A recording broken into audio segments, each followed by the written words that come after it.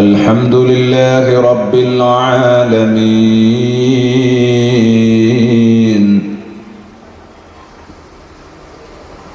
والصلاة والسلام على سيد المرسلين.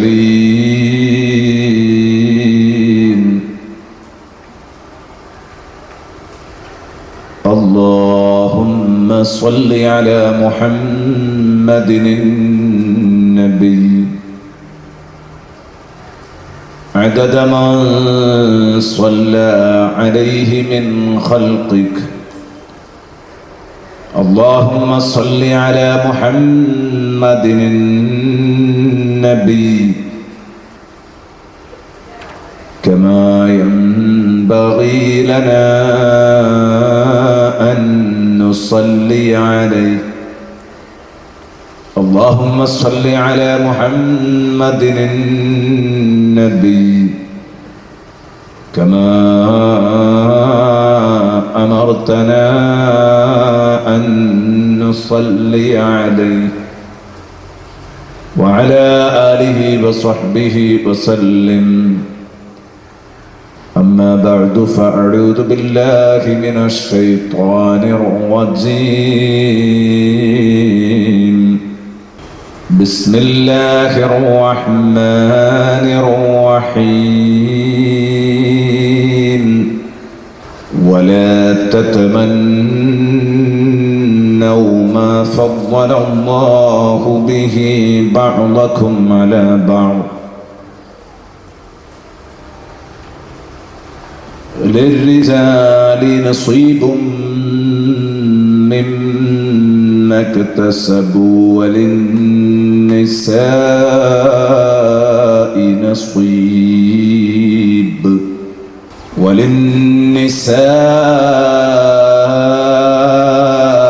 نصيب مما اكتسبن. واسألوا الله من فضله إن الله كان بكل شيء عليما. صدق الله مولانا العظيم وصدق وبلغ رسوله النبي الكريم. ونحن على ذلك من الشاهدين الشاكرين والحمد لله رب العالمين.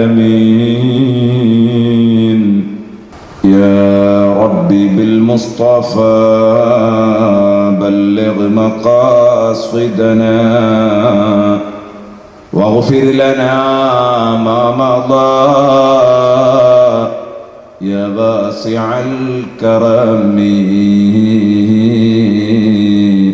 مولاي صل وسلم دائما أبدا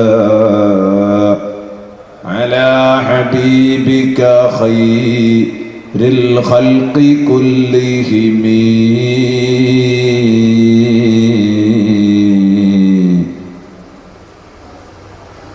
واعلموا أمة سيدنا ومولانا محمد. സർവാധരണീയരായ സാദാത്തുക്കളെ, പണ്ഡിതന്മാരെ, സഹോദരന്മാരെ, പ്രിയപ്പെട്ട ഉമ്മപെങ്ങന്മാരെ, അല്ലാഹുവിൻ്റെ മഹത്തായ അനുഗ്രഹത്താൽ റമദാൻ, വിശുദ്ധ ഖുർആന്റെ മാസമായ റമദാൻ, ആ റമദാനിൽ ഇവിടെ ഒത്തുകൂടാനും അല്പസ്വല്പ കാര്യങ്ങൾ ചർച്ച ചെയ്യാനും അവസരം ലഭിക്കുക എന്നത് വലിയ ഒരു മഹാഭാഗ്യമായി ഞാനും നിങ്ങളും കണക്കാക്കുന്നു. അല്ലാഹു ഈ സദസ്സ് നാളെ അവൻ്റെ സ്വർഗലോകം പ്രാപിക്കാൻ ഉതകുന്ന സദസ്സാക്കി മാറ്റിത്തരട്ടെ. സയ്യിദുനാ റസൂലുള്ളാഹി സ്വല്ലല്ലാഹു അലൈഹി വസല്ലമ തങ്ങൾ പറയുന്നത് കാണാം, സ്വർഗത്തിൽ കടക്കുമെന്നൊട്ടും പ്രതീക്ഷയില്ലാതെ ചിലർ സ്വർഗത്തിൽ കടക്കും. അപ്പോഴവർ പരസ്പരം ചോദിക്കും, അല്ല, നമ്മൾ എങ്ങനെയാണടാ ഇവിടെ എത്തിയത്? ഭൂമി ലോകത്ത് വെച്ച് അതിനു മാത്രമുള്ള നിസ്കാരങ്ങൾ നാം നിർവഹിച്ചിട്ടില്ല. സുന്നത്തായ നോമ്പുകൾ അനുഷ്ഠിച്ചിട്ടില്ല. ഖുർആൻ പാരായണം നമ്മുടെ ജീവിതത്തിന്റെ ഭാഗമാക്കിയവരായിരുന്നില്ല നാം. എന്ന് പറഞ്ഞാൽ പലതുകൊണ്ടും സ്വർഗം കിട്ടുമെന്ന് പ്രതീക്ഷയില്ലായിരുന്നു. അങ്ങനെ അപ്രതീക്ഷിതമായി സ്വർഗപ്രവേശം ലഭിക്കുമ്പോൾ അവർ ചോദിക്കുന്നു, എടാ നമ്മൾ എങ്ങനെ ഇവിടെ എത്തി? ഹബീബ് പറയുന്നു, അപ്പോൾ അവർ പരസ്പരം പറയുന്ന ഒരു മറുപടിയുണ്ട്, കുന്നാ നദുഉഹു മിൻ ഖബൽ. സൂറത്ത് തൂറിൽ അള്ളാഹു ഈ ആയത്ത് പറയുന്നുണ്ട്. ആ ആയത്ത് വിശദീകരിച്ചുകൊണ്ട് അള്ളാഹുവിന്റെ ഹബീബ് നൽകിയ വ്യാഖ്യാനമാണിത്. കുന്നാ നദുഉഹു മിൻ ഖബൽ. അത് നമ്മുടെ ഇബാദത്തിന്റെ പവർ കൊണ്ട് സ്വർഗം കിട്ടിയതല്ലടാ. അതല്ല സുഹൃത്തെ സംഭവിച്ചത്. മറിച്ച് നമ്മൾ ദുനിയാവിൽ നിന്ന് പ്രാർത്ഥിക്കാറുണ്ടായിരുന്നു റബ്ബിനോട്, റബ്ബേ ഞങ്ങൾക്ക് സ്വർഗം തരണേ. പല മജ്‌ലിസുകളിലും നാം പങ്കെടുത്തിരുന്നു. ഒരു മജ്‌ലിസിലെ ദുആ പടച്ച റബ്ബ് സ്വീകരിച്ചു.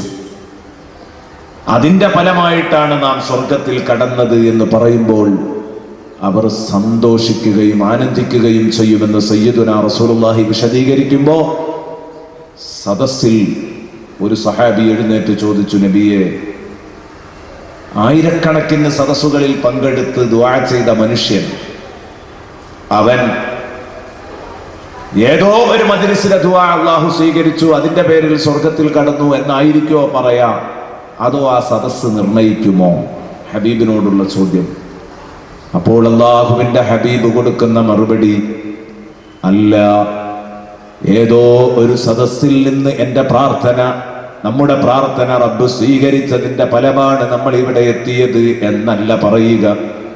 മറിച്ച് നബി തങ്ങൾ പറഞ്ഞു, മിൻ മജ്‌ലിസി കദാ വകദാ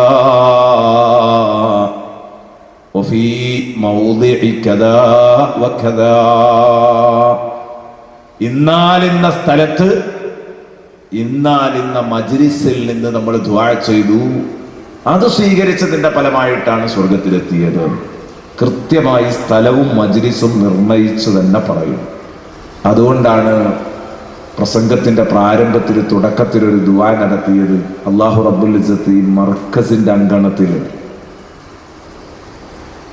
നമ്മൾ റമദാൻ പ്രഭാഷണത്തിന് ഒത്തുകൂടി ദുആ ചെയ്തപ്പോൾ അത് കാരണമായി നമുക്ക് സ്വർഗം കിട്ടി എന്ന് പറയാൻ പറ്റുന്ന ഒരു സദസ്സാക്കി അല്ലാഹു നമ്മുടെ സദസ്സിനെ മാറ്റിത്തരട്ടെ. അതിനു പറ്റുന്ന ഒരു സദസ്സാക്കി അല്ലാഹു ഈ സദസ്സിനെ മാറ്റിത്തരട്ടെ. പ്രിയപ്പെട്ട സഹോദരങ്ങളെ, സഹോദരിമാരെ, റമദാൻ നമ്മോട് വിട പറഞ്ഞു തുടങ്ങി അല്ലെ? പകുതി കഴിഞ്ഞാൽ പിന്നെ അങ്ങനെയാ, ഇതെപ്പോഴാ പോകുന്നത് എന്നറിയില്ല. ആദ്യത്തെ ഒരു 10 കഴിഞ്ഞാൽ തന്നെ സ്പീഡ് കൂടും. പകുതി കഴിഞ്ഞാൽ പിന്നെ എപ്പോഴാ പോകുന്നത് എന്ന് പറയാൻ പറ്റില്ല. നാളെ മറ്റന്നാൾ കഴിയുമ്പോഴേക്ക് റമദാൻ ഇവിടെ തീരും. ഇത് നടക്കാൻ പോവുകയാണ്. അതുകൊണ്ട് ഓരോരുത്തരും ഈ സമയത്തെൻ്റെ പ്രിയപ്പെട്ട സഹോദരന്മാരും വിശിഷ്യ ഇവിടെ ഒരുമിച്ച് കൂടിയ ഒരുപാട് സഹോദരന്മാർ കൂടുതലില്ലെങ്കിലും സഹോദരിമാർ ധാരാളം ഈ പ്രഭാഷണം കേൾക്കാൻ വന്നിട്ടുണ്ട്. അതുകൊണ്ട് പ്രത്യേകം ഞാൻ ഓർമ്മപ്പെടുത്തുകയാണ്, പരിശുദ്ധ റമദാൻ എന്റെയും നിങ്ങളുടെയും ഹക്കിൽ റമദാനാക്കി മാറ്റാൻ എന്തൊക്കെ ചെയ്യാൻ പറ്റുമോ അത് മുഴുവനും ആണും ചെയ്യണം, പെണ്ണും ചെയ്യണം. അല്ലാഹു റബ്ബുൽ ഇസ്സത്ത് നമ്മളെ രണ്ടു കൂട്ടരെയും പടച്ചു. അല്ലാഹു തആല മനുഷ്യരെ 2 വർഗങ്ങളായിട്ടാണ് പടച്ചത്. എല്ലാ ജന്തുക്കളിലും ഇണകളുണ്ട്, വർഗങ്ങളുണ്ട്, മനുഷ്യരിലുമുണ്ട്. അല്ലാഹു തആല ആണും പെണ്ണും ഈ വ്യവസ്ഥ സൃഷ്ടിച്ചൊരുക്കിയത് പടച്ച റബ്ബാണ്. എന്തിനാണ് അല്ലാഹു തആല ആണ് പെണ്ണ് എന്ന ഈ വ്യവസ്ഥ സൃഷ്ടിച്ചൊരുക്കിയത് ഇണതുണ വ്യവസ്ഥ ഇവിടെ നിലനിൽക്കാനും അതിലൂടെ പ്രത്യുൽപാദനം നടക്കാനും അതുപോലെ തന്നെ ഒരാളൊരാളെ സാന്ത്വനിപ്പിക്കുക, സമാധാനിപ്പിക്കുക എന്ന വളരെ ആവശ്യമായ ആ സംഗതി നടക്കണമെന്നും കരുതിയാണ് അല്ലാഹു റബ്ബുൽ ഇസ്സത്ത് നമ്മളെ ആണും പെണ്ണുമായി ഇണയും തുണയുമായി ഭൂമിയിൽ പടച്ചു വെച്ചത്. അത് ലോകത്തില്ലാത്തത് അള്ളാഹുവിന് മാത്രമേ ഉള്ളൂ, ഇണയും തുണയും ഇല്ലാത്തത്. അല്ലാഹു തആല സൂറത്ത് യാസീനിൽ പറഞ്ഞു, സുബ്ഹാനല്ലദീ ഖലഖൽ അസ്വാജ കുല്ലഹാ മിമ്മാ തുംബിതുൽ അർദു വമിൻ അൻഫുസിഹിം വമിമ്മാ ലാ യഅലമൂൻ. ഭൂമി മുളപ്പിക്കുന്ന മുഴുവൻ സസ്യലതാദികളിലും മനുഷ്യരുടെ സ്വശരീരങ്ങളിലും അവർക്കറിയുന്നതും അറിയാത്തതുമായ സകല ജന്തുക്കളിലും ഇണതുണ വ്യവസ്ഥകളെ സൃഷ്ടിച്ച റബ്ബ് പരിശുദ്ധനാണ്. ആ റബ്ബ് പരിശുദ്ധനാണ്. എന്തിനെ തൊട്ട്? ഇണതുണ വ്യവസ്ഥയെ തൊട്ട്. അവന് മാത്രം ഇണയും തുണയുമില്ല, അല്ലാത്തവക്കെല്ലാം ഇണയും തുണയുണ്ട്. എല്ലാം ഇണതുണ വ്യവസ്ഥയിലാ പഠിച്ചത്. അല്ലാഹു റബ്ബുൽ ഇസ്സത്ത്, അല്ലാഹു അഹദ്, അവൻ ഒറ്റക്കാണ്, അവനിടയും തുണയുമില്ല. അല്ലാത്തവർക്കൊക്കെ ഇണയും തുണയുണ്ട്. കാരണം അല്ലാഹു റബ്ബുൽ ഇസ്സത്ത് സ്വയം പര്യാപ്തനാണ്. അവന് മറ്റൊരാളുടെ താങ്ങ് വേണ്ട, മറ്റൊരാളുടെ സഹകരണം വേണ്ട, മറ്റൊരാളുടെ ഒത്താശകൾ കിട്ടിയിട്ട് വേണ്ട. അതേസമയം നമ്മെ സംബന്ധിച്ചിടത്തോളം മറ്റുള്ളവരുടെ ഒത്താശയും താങ്ങും തണലും ഒക്കെ നമുക്ക് ആവശ്യമാണ്. നമ്മൾ ഒരിക്കലും പൂർണ്ണരല്ല, നാം സ്വയം പര്യാപ്തരല്ല. അതുകൊണ്ട് തന്നെ അല്ലാഹു റബ്ബുൽ ഇസ്സത്ത് നമ്മളെ ആ വ്യവസ്ഥയിലും പടച്ചു എന്നാണ് സൂറത്ത് യാസീനിൽ അല്ലാഹു പറയുന്നത്. അതുകൊണ്ട് ഒരിക്കലും ആണും പെണ്ണുമായി പടച്ചു വെച്ചത് ഒരാളോട് മേൽക്കോയ്മ കാണിക്കാനല്ല. ആണും പെണ്ണുമായിട്ട് അല്ലാഹു തആല സംവിധാനിച്ചത് ഒരാളോട് മേൽക്കോയ്മ കാണിക്കാനല്ല. പെണ്ണുങ്ങളെ അടിച്ചമർത്തി, പെണ്ണുങ്ങളുടെ അവകാശങ്ങൾ നിഷേധിച്ചുകൊണ്ട് അവരെ അടിച്ചമർത്തി അടക്കി വാടാൻ വേണ്ടിയല്ല പുരുഷന്മാരെ അല്ലാഹു പടച്ചത്. അതേ രൂപത്തിൽ തന്നെ സഹോദരിമാരെ അല്ലാഹു റബ്ബുൽ ഇസ്സത്ത് പഠിച്ചത് ഒരിക്കലും എൻ്റെ പ്രിയപ്പെട്ട സുഹൃത്തുക്കളെ ഇവിടെ ഒരു അടിമകളെ പോലെ കഴിയാനല്ല. തീർച്ചയായും രണ്ടും, ആണും പെണ്ണും, ഈ രണ്ട് വ്യവസ്ഥയും അല്ലാഹു റബ്ബുൽ ഇസ്സത്ത് ഈ ഭൂമിയിൽ പടച്ചൊരുക്കിയപ്പോൾ ആർക്ക് ഏതാണോ കിട്ടിയത് എന്ന് പറഞ്ഞാൽ പുരുഷലിംഗം കിട്ടിയവർക്കതും സ്ത്രീലിംഗം കിട്ടിയവർക്കതും 100% പൊരുത്തത്തോടുകൂടെ സ്വീകരിക്കണം. ഒരാണും ആഗ്രഹിക്കാൻ പാടില്ല ഞാൻ പെണ്ണായിരുന്നെങ്കിൽ എന്ന്, ഒരു പെണ്ണും മോഹിക്കാൻ പാടില്ല ഞാൻ ആണായിരുന്നുവെങ്കിൽ എന്ന്. ഖുർആൻ സൂറത്തുൻ നിസാ നമ്മെ പഠിപ്പിക്കുന്നുണ്ട്. ولا تتمنوا ما فضل الله به بعضكم على بعض. അല്ലാഹു റബ്ബുൽ ഇസ്സത്ത് പറഞ്ഞു, നിങ്ങളെ ചിലരിൽ നിന്ന് വ്യത്യസ്തമായിട്ടാണ് അല്ലാഹു പടച്ചത്. ആണിനെ പോലെയല്ല പെണ്ണ്, പെണ്ണിനെ പോലെയല്ല ആണ്. ഇതുകൊണ്ട് നിങ്ങൾ പരസ്പരം ഒരാള് മറ്റൊരാളാവാൻ കൊതിക്കരുത്. അല്ലാഹു പറഞ്ഞു, ആണ് പെണ്ണാവാനും മോഹിക്കരുത്, പെണ്ണ് ആണാവാനും മോഹിക്കരുത്. രണ്ടും മോഹിക്കാൻ പാടില്ല. എന്താ കാരണം? നിങ്ങൾക്ക് അല്ലാഹു നൽകിയ സംവിധാനത്തിൽ നിന്ന് നിങ്ങൾക്ക് സ്വർഗം വാങ്ങാൻ അവസരമില്ലെങ്കിലല്ലേ നിങ്ങൾക്ക് അങ്ങനെ കൊതിക്കേണ്ടതുള്ളൂ. ഫലിർരിജാലി നസീബും മിമ്മക്തസബു വലിന്നിസാഇ നസീബും മിമ്മക്തസബു. ആണുങ്ങളെ സംബന്ധിച്ചിടത്തോളം അവരുടെ കർമ്മഫലങ്ങൾ അവർക്കും, പെണ്ണുങ്ങളെ സംബന്ധിച്ചിടത്തോളം അവരുടെ കർമ്മഫലങ്ങൾ അവർക്കും ആസ്വദിക്കാൻ ഭാഗ്യവും അവസരവും ഉണ്ടെങ്കിൽ എന്തിന് പെണ്ണാണാവാൻ മോഹിക്കണം? എന്തിന് ആണ് പെണ്ണാവാൻ മോഹിക്കണം? നിങ്ങൾക്ക് തന്ന അവസരത്തിൽ നിന്നുകൊണ്ട് തന്നെ നിങ്ങൾക്ക് ദുന്യാവും ആഖിറവും നന്നാക്കി തീർക്കാൻ പറ്റും. അതുകൊണ്ട് തന്നെ ഒരിക്കലും അങ്ങനെ കൊതിച്ചു പോകണ്ട. പ്രത്യേകിച്ച് സഹോദരിമാരെ ലക്ഷ്യം വെച്ചുകൊണ്ട് അല്ലാഹു പറഞ്ഞു, വലാ തതമന്നൗ മാ ഫളലല്ലാഹു ബിഹി ബഅദകും അലാ ബഅദ്. ബഹുമാനപ്പെട്ട പണ്ഡിതന്മാർ ഈ ആയത്ത് വിശദീകരിക്കുമ്പോൾ പറയുന്നു, ഇവിടെ അല്ലാഹു തആല വലാ തതമന്നൗ മാ ഫളലല്ലാഹു വലാ തതമന്നൗ മാ ഫളലല്ലാഹു റിജാല അല നിസാ എന്നാണ് പറഞ്ഞിരുന്നതെങ്കിൽ അതേതോ ഒരു വിഭാഗത്തിന്റെ മാത്രം മേൽക്കോയ്മയായി മാറുമായിരുന്നു. അള്ളാഹു പറഞ്ഞത് ബിമാ ഫളലല്ലാഹു ബിഹി ബഅദകും അലാ ബഅദ്, ബഅദകും അലാ ബഅദ്, ഒരു വിഭാഗത്തിന് മറ്റൊരു വിഭാഗത്തെക്കാൾ നമ്മൾ നിലയും വിലയും നൽകി എന്നതുകൊണ്ട് ഒരിക്കലും പരസ്പരം ഒരാൾ അവന്റെ സ്ഥാനം വിട്ട് മറ്റൊരാളുടെ പൊസിഷനിൽ ആയിരുന്നുവെങ്കിൽ എന്ന് കൊതിക്കാൻ പാടില്ല. ആണ് പെണ്ണാവാനും കൊതിക്കരുത്, പെണ്ണ് ആണാവാനും കൊതിക്കരുത് എന്ന് തന്നെയാണ് അതിൻ്റെ ഏറ്റവും സൂട്ടബിളായ അർത്ഥം എന്ന കാര്യത്തിൽ തർക്കമില്ല. അപ്പൊ നമുക്കവിടെ ചെറിയൊരു സംഗതി തോന്നിയേക്കാം. പെണ്ണിനാണാവാൻ കൊതിയുള്ള പല ഘട്ടങ്ങളും ഉണ്ടാവും. പക്ഷെ ഏതെങ്കിലും ഒരു ആണിന് ഞാൻ പെണ്ണായിരുന്നെങ്കിൽ എന്ന് ഖിയാമത്ത് നാൾ വരെ തോന്നാൻ സാധ്യതയുണ്ടോ? ചിലപ്പോൾ ചോദിച്ചേക്കാം ചിലരെങ്കിലും. പ്രധാനമായും സഹോദരിമാര് അവർക്ക് അവരുടെ ചുമതലയിൽ കിടക്കുന്ന വളരെ കടുപ്പമുള്ള ഉത്തരവാദിത്തങ്ങൾ, ആ ഉത്തരവാദിത്തങ്ങള് പ്രിയപ്പെട്ട സുഹൃത്തുക്കളെ, അത് താങ്ങാനാവാതിരിക്കുമ്പോൾ മോഹിക്കുന്നതല്ലേ ഇത്? ഞാൻ പറയുന്നത് അല്ല. മഹാന്മാർ പറഞ്ഞു, രണ്ടു കൂട്ടരും മറുപക്ഷമാകാൻ കൊതിക്കുന്ന രംഗങ്ങൾ വരാം. പെണ്ണാണാവാൻ മാത്രമല്ല മോഹിക്കുക, അത് ആനുകൂല്യങ്ങൾ എവിടെയാണോ കിട്ടുന്നത്, ആനുകൂല്യങ്ങൾ മറുപക്ഷത്തിനാകുമ്പോ ഇപ്പുറത്തുള്ളവർ കൊതിക്കും അപ്പുറത്തായിരുന്നെങ്കിൽ എന്ന്. ഇത് സാധാരണഗതിയിൽ ഇപ്പൊ നമ്മള് പ്രസവം എന്ന അല്പം ശ്രമകരമായ ഒരു വേല, ഈ ഒരു ഘട്ടത്തിൽ പ്രസവ നോവ്, പേറ്റുനോവ് അനുഭവപ്പെടുന്ന ഒരു പെണ്ണ് ആലോചിക്കാൻ സാധ്യതയുണ്ട്.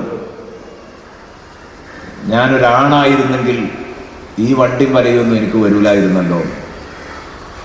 ഒരു പെണ്ണങ്ങനെ മോഹിച്ചേക്കാം. എന്നാലോ പ്രസവിച്ചിട്ടാലും പോരാ, ആ കുഞ്ഞിനെ പക്വത എത്തുന്നത് വരെ ആ കുഞ്ഞിന്റെ കാര്യം ഈ ഉമ്മ തന്നെ ശ്രദ്ധിക്കാം. എന്നാൽ ഇത്രയും പാടുപെട്ട് ഞാൻ പ്രസവിച്ച സ്ഥിതിക്ക്, പ്രസവിച്ചിട്ടതിന് ശേഷം ഭർത്താവ് കാര്യങ്ങൾ ഏറ്റെടുക്കുന്നുണ്ടോ? ഇല്ല. ഏൽപ്പിക്കാൻ പറ്റുമോ? ഇല്ല. ഇങ്ങനെയാ സംഗതിയുള്ളത്. അപ്പോൾ സ്വാഭാവികമായിട്ടും ഞാൻ പുരുഷനായിരുന്നെങ്കിൽ എന്ന് ഒരു സ്ത്രീ മോഹിക്കുന്നതിൻ്റെ ചിത്രങ്ങൾ ഇങ്ങനെയൊക്കെ പലപ്പോഴും കാണാൻ പറ്റും. എന്നാൽ എൻ്റെ പ്രിയപ്പെട്ട സഹോദരന്മാർ ആലോചിക്കേണ്ടത്, അത് അവിടെ മാത്രം ഒതുങ്ങി നിൽക്കുന്ന ഒരു കേസല്ല. അതുകൊണ്ടാണ് ഖുർആൻ അത് അവ്യക്തമായി സംസാരിക്കാൻ കാരണം. വലാ തതമന്നൗ മാ ഫളലല്ലാഹു ബിഹി ബഅദകും അലാ ബഅദ് എന്ന് പറയാൻ കാരണം. എന്നിട്ട് അതിന്റെ ശേഷം പറഞ്ഞ ശൈലിയും അതാണല്ലോ. പുരുഷന്മാർ അവരധ്വാനിച്ചതിന്റെ ഫലവും സ്ത്രീകൾക്ക് അവരധ്വാനിച്ചതിന്റെ ഫലവും കിട്ടുമെങ്കിൽ പിന്നെ എന്തിന് പരസ്പരം ഒരാൾ മറ്റൊരാളാവാൻ കൊതിക്കണം? അതിന്റെ ആവശ്യമില്ല എന്ന് പറയുമ്പോ പുരുഷൻ സ്ത്രീയാകാൻ കൊതിക്കുന്ന ഒരു ഘട്ടവും വന്നേക്കാം, വരാം. കാരണം പെണ്ണിന് ആനുകൂല്യമുള്ള സ്ഥലവും ഉണ്ടാവും. പ്രസവിക്കുമ്പോ വേദനയും പ്രയാസവും ബുദ്ധിമുട്ടും ഒക്കെ സഹിക്കുമ്പോൾ പെണ്ണിന് ഞാൻ ആണായിരുന്നെങ്കിൽ കൊള്ളാമായിരുന്നു എന്ന് തോന്നിയെങ്കിൽ പ്രസവമൊക്കെ കഴിഞ്ഞ് ഇവര് ഒരാട് മുഴുവനും പല തവണയായിട്ട് കഴിക്കുന്നത് കാണുമ്പോൾ ഈ പുരുഷനും തോന്നൂലേ സ്വാഭാവികമായിട്ട്, ഈ കിടപ്പ് നമ്മളാണെങ്കിൽ കൊള്ളാമായിരുന്നു. ഞാൻ പറയുന്നത്, എവിടെയാണോ ഗുണം കിട്ടുന്നത് ആ പോസ്റ്റിലേക്കൊക്കെ സ്വാഭാവികമായിട്ട് ഇങ്ങനെ ആലോചിച്ചു കൊണ്ടിരിക്കും. സ്വാഭാവികമാണ്. ഞാൻ ചെറിയ ഒരു ഉദാഹരണം പറഞ്ഞു എന്ന് മാത്രം. ഒരുപാട് ഘട്ടങ്ങളിൽ മാത്രമല്ല, ഒരു പെണ്ണിനെ സംബന്ധിച്ചിടത്തോളം അവൾക്ക് കൂലികൾ വാരിക്കൂട്ടാനുള്ള അവസരം ധാരാളമുണ്ട് ഒരു പെണ്ണിന്. ആണും പെണ്ണും കൂടെ ഉള്ള ഒരു സദസ്സിലായതുകൊണ്ട് രണ്ടു കൂട്ടരുടെയും കാര്യം നമുക്ക് പറയാം. ഞാൻ ഉദ്ദേശിച്ചിരുന്നത് സ്ത്രീകളുടെ കാര്യം പറയാം, അവരാ കൂടുതൽ ഉണ്ടാവുക എന്ന് കരുതി. പക്ഷെ ആണുങ്ങളും അത്യാവശ്യം ഉള്ളതുകൊണ്ട് രണ്ടു കൂട്ടരുടെയും കാര്യം പറയാം. അല്ലെങ്കിൽ ഒരു കൂട്ടരെ അവഗണിക്കലാകും. ഞങ്ങൾ എന്തിനാ വന്നത് എന്ന് തന്നെ ആലോചിച്ചു. അപ്പൊ അതുകൊണ്ട് അങ്ങനെ വരുത്തുന്നില്ല, അങ്ങനെ ഒരു അവസരം ഉണ്ടാക്കുന്നില്ല. ഓതി വെച്ച ആയത്തിൽ ഒതുങ്ങി നിന്നുകൊണ്ട് പുരുഷന്റെയും സ്ത്രീയുടെയും ബാധ്യതകള്, പൊതുബാധ്യതകള്, പൊതുവായ കാര്യങ്ങള് അതുമാത്രം പരാമർശിക്കാം. ഒരു പെണ്ണിന് വലിയ അവസരങ്ങളുണ്ട് അല്ലേ? അവളൊരു കുഞ്ഞിന് മുല കൊടുക്കുമ്പോൾ ഓരോ തുള്ളി പാലും ആ അമ്മിഞ്ഞ പാലും ആ കുഞ്ഞിങ്ങനെ നുകരുമ്പോഴൊക്കെയും അവൾക്ക് ലക്ഷക്കണക്കിന് ഹസനാത്തുകൾ അവരുടെ പട്ടികയിലേക്ക് ഇങ്ങനെ വരുന്ന റസൂലുള്ളാഹി സ്വല്ലല്ലാഹു അലൈഹി വസല്ലം പറയാം. ഇത് ആലോചിക്കുന്ന ഒരു ആൾക്ക് പെണ്ണാകാൻ കൊതിയുണ്ടാവൂലേ? അൽ ജന്നത്തു തഹ്ത അഖ്ദാമിൽ ഉമ്മഹാത്ത് എന്ന് സയ്യിദുനാ റസൂലുള്ളാഹി സ്വല്ലല്ലാഹു അലൈഹി വസല്ലം പ്രഖ്യാപിക്കുക. തഹ്ത അഖ്ദാമിൽ ആബാ അല്ല ഉമ്മഹാത്ത്. ഞാൻ ആരോടാണ് എന്റെ സഹവാസം മെച്ചപ്പെടുത്തേണ്ടതെന്ന് ചോദിക്കുമ്പോ ഉമ്മുക്ക ഉമ്മുക്ക ഉമ്മുക്ക അല്ലെ, 4ാം തവണയാണ് വാപ്പക്ക് അവസരം കൊടുക്കുന്നത്. ഓ, ഞാൻ എല്ല് മുറിയ പണിയെടുത്ത് എന്റെ കുഞ്ഞിനെ പോറ്റി വളർത്തിയിട്ട് എന്റെ പെണ്ണെന്റെ കുഞ്ഞിനെ പോറ്റുന്നുണ്ട് എന്നുള്ളത് ശരിയാണ്. പക്ഷെ ഞാൻ പെണ്ണിനെയും കുഞ്ഞിനെയും കൂടെ പോറ്റാം. എന്നിട്ട് അള്ളാഹുവിന്റെ റസൂൽ എന്നെ പറ്റി അങ്ങനെയൊന്നും പറഞ്ഞില്ലല്ലോ എന്ന് തോന്നി എനിക്കൊരു പെണ്ണാവണം എന്ന കൊതി എനിക്കുണ്ടാവാം. അതിനൊന്നും എതിരില്ല. അല്ലാതെ ആണുങ്ങൾ നാട് ഭരിക്കാൻ പോകുന്നത് കാണുമ്പോൾ, ആണുങ്ങൾ പള്ളിയിൽ പോകുന്നത് കാണുമ്പോൾ അവിടെയൊക്കെ ഞാനൊരാണായിരുന്നെങ്കിൽ എനിക്കും പള്ളിയിൽ പോകാമായിരുന്നല്ലോ എന്ന കൊതി തോന്നും എന്ന് മാത്രം ഇതിന് വ്യാഖ്യാനം നൽകേണ്ടതില്ല. പുരുഷന്മാർക്ക് തിരിച്ചു തോന്നുന്ന രംഗങ്ങളും കുറെ ഉണ്ടാകും. കാരണം വെറുതെ പ്രതിഫലം അല്ലാഹു വാരിക്കൊടുക്കുകയാണ്. കുഞ്ഞുങ്ങളുടെ പരിപാലനത്തിനുള്ള പ്രതിഫലം വളരെ വലുതാണ്. അല്ലാഹു റബ്ബുൽ ഇസ്സത്ത് എല്ലാ ഉമ്മമാർക്കും ഉപ്പമാർക്കും അവരർഹിക്കുന്ന പ്രതിഫലം അല്ലാഹു നൽകുമാറാവട്ടെ. അല്ലാഹു നൽകുമാറാവട്ടെ. ആമീൻ എന്ന് ദുആ ചെയ്യുകയാണ്.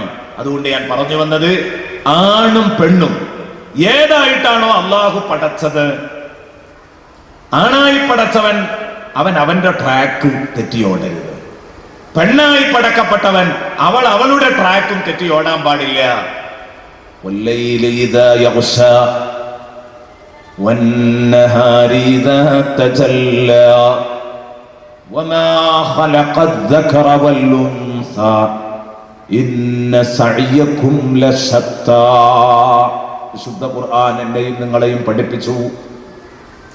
വല്ലൈലി ഇദാ യഗ്ശാ, ഇരുട്ട് മൂടുമ്പോൾ, ഇരുട്ട് മൂടിക്കിടക്കുമ്പോൾ രാത്രി സാക്ഷിയാണ്. വന്നഹാരി ഇദാ തജല്ലാ, വെളുക്കുമ്പോൾ പകൽ സാക്ഷിയാണ്. എന്നിട്ട് അല്ലാഹു പറഞ്ഞു വമാ ഖലഖദ് ദകറ വൽ ഉൻസാ, രാവും പകലും സാക്ഷിയാണെന്ന് പറഞ്ഞിട്ട് പിന്നെ അല്ലാഹു അടുത്ത സത്യവാചകം അല്ലാഹു പറയുന്നത് വമാ ഖലഖദ് ദകറ വൽ ഉൻസാ, അല്ലാഹു പടച്ചു സംവിധാനിച്ച ആണ് പെണ്ണ് വ്യവസ്ഥകൾ സാക്ഷിയാണ്. വമാ ഖലഖദ് ദകറ വൽ ഉൻസാ, ആണും പെണ്ണും സാക്ഷിയാണ്. അല്ലാഹു പടച്ച ആണും പെണ്ണും സാക്ഷിയാണ്. ഇന്ന സഅയകും ലശത്താ, തീർച്ചയായും നിങ്ങളുടെ അധ്വാനങ്ങൾ വ്യത്യസ്തമാണ്.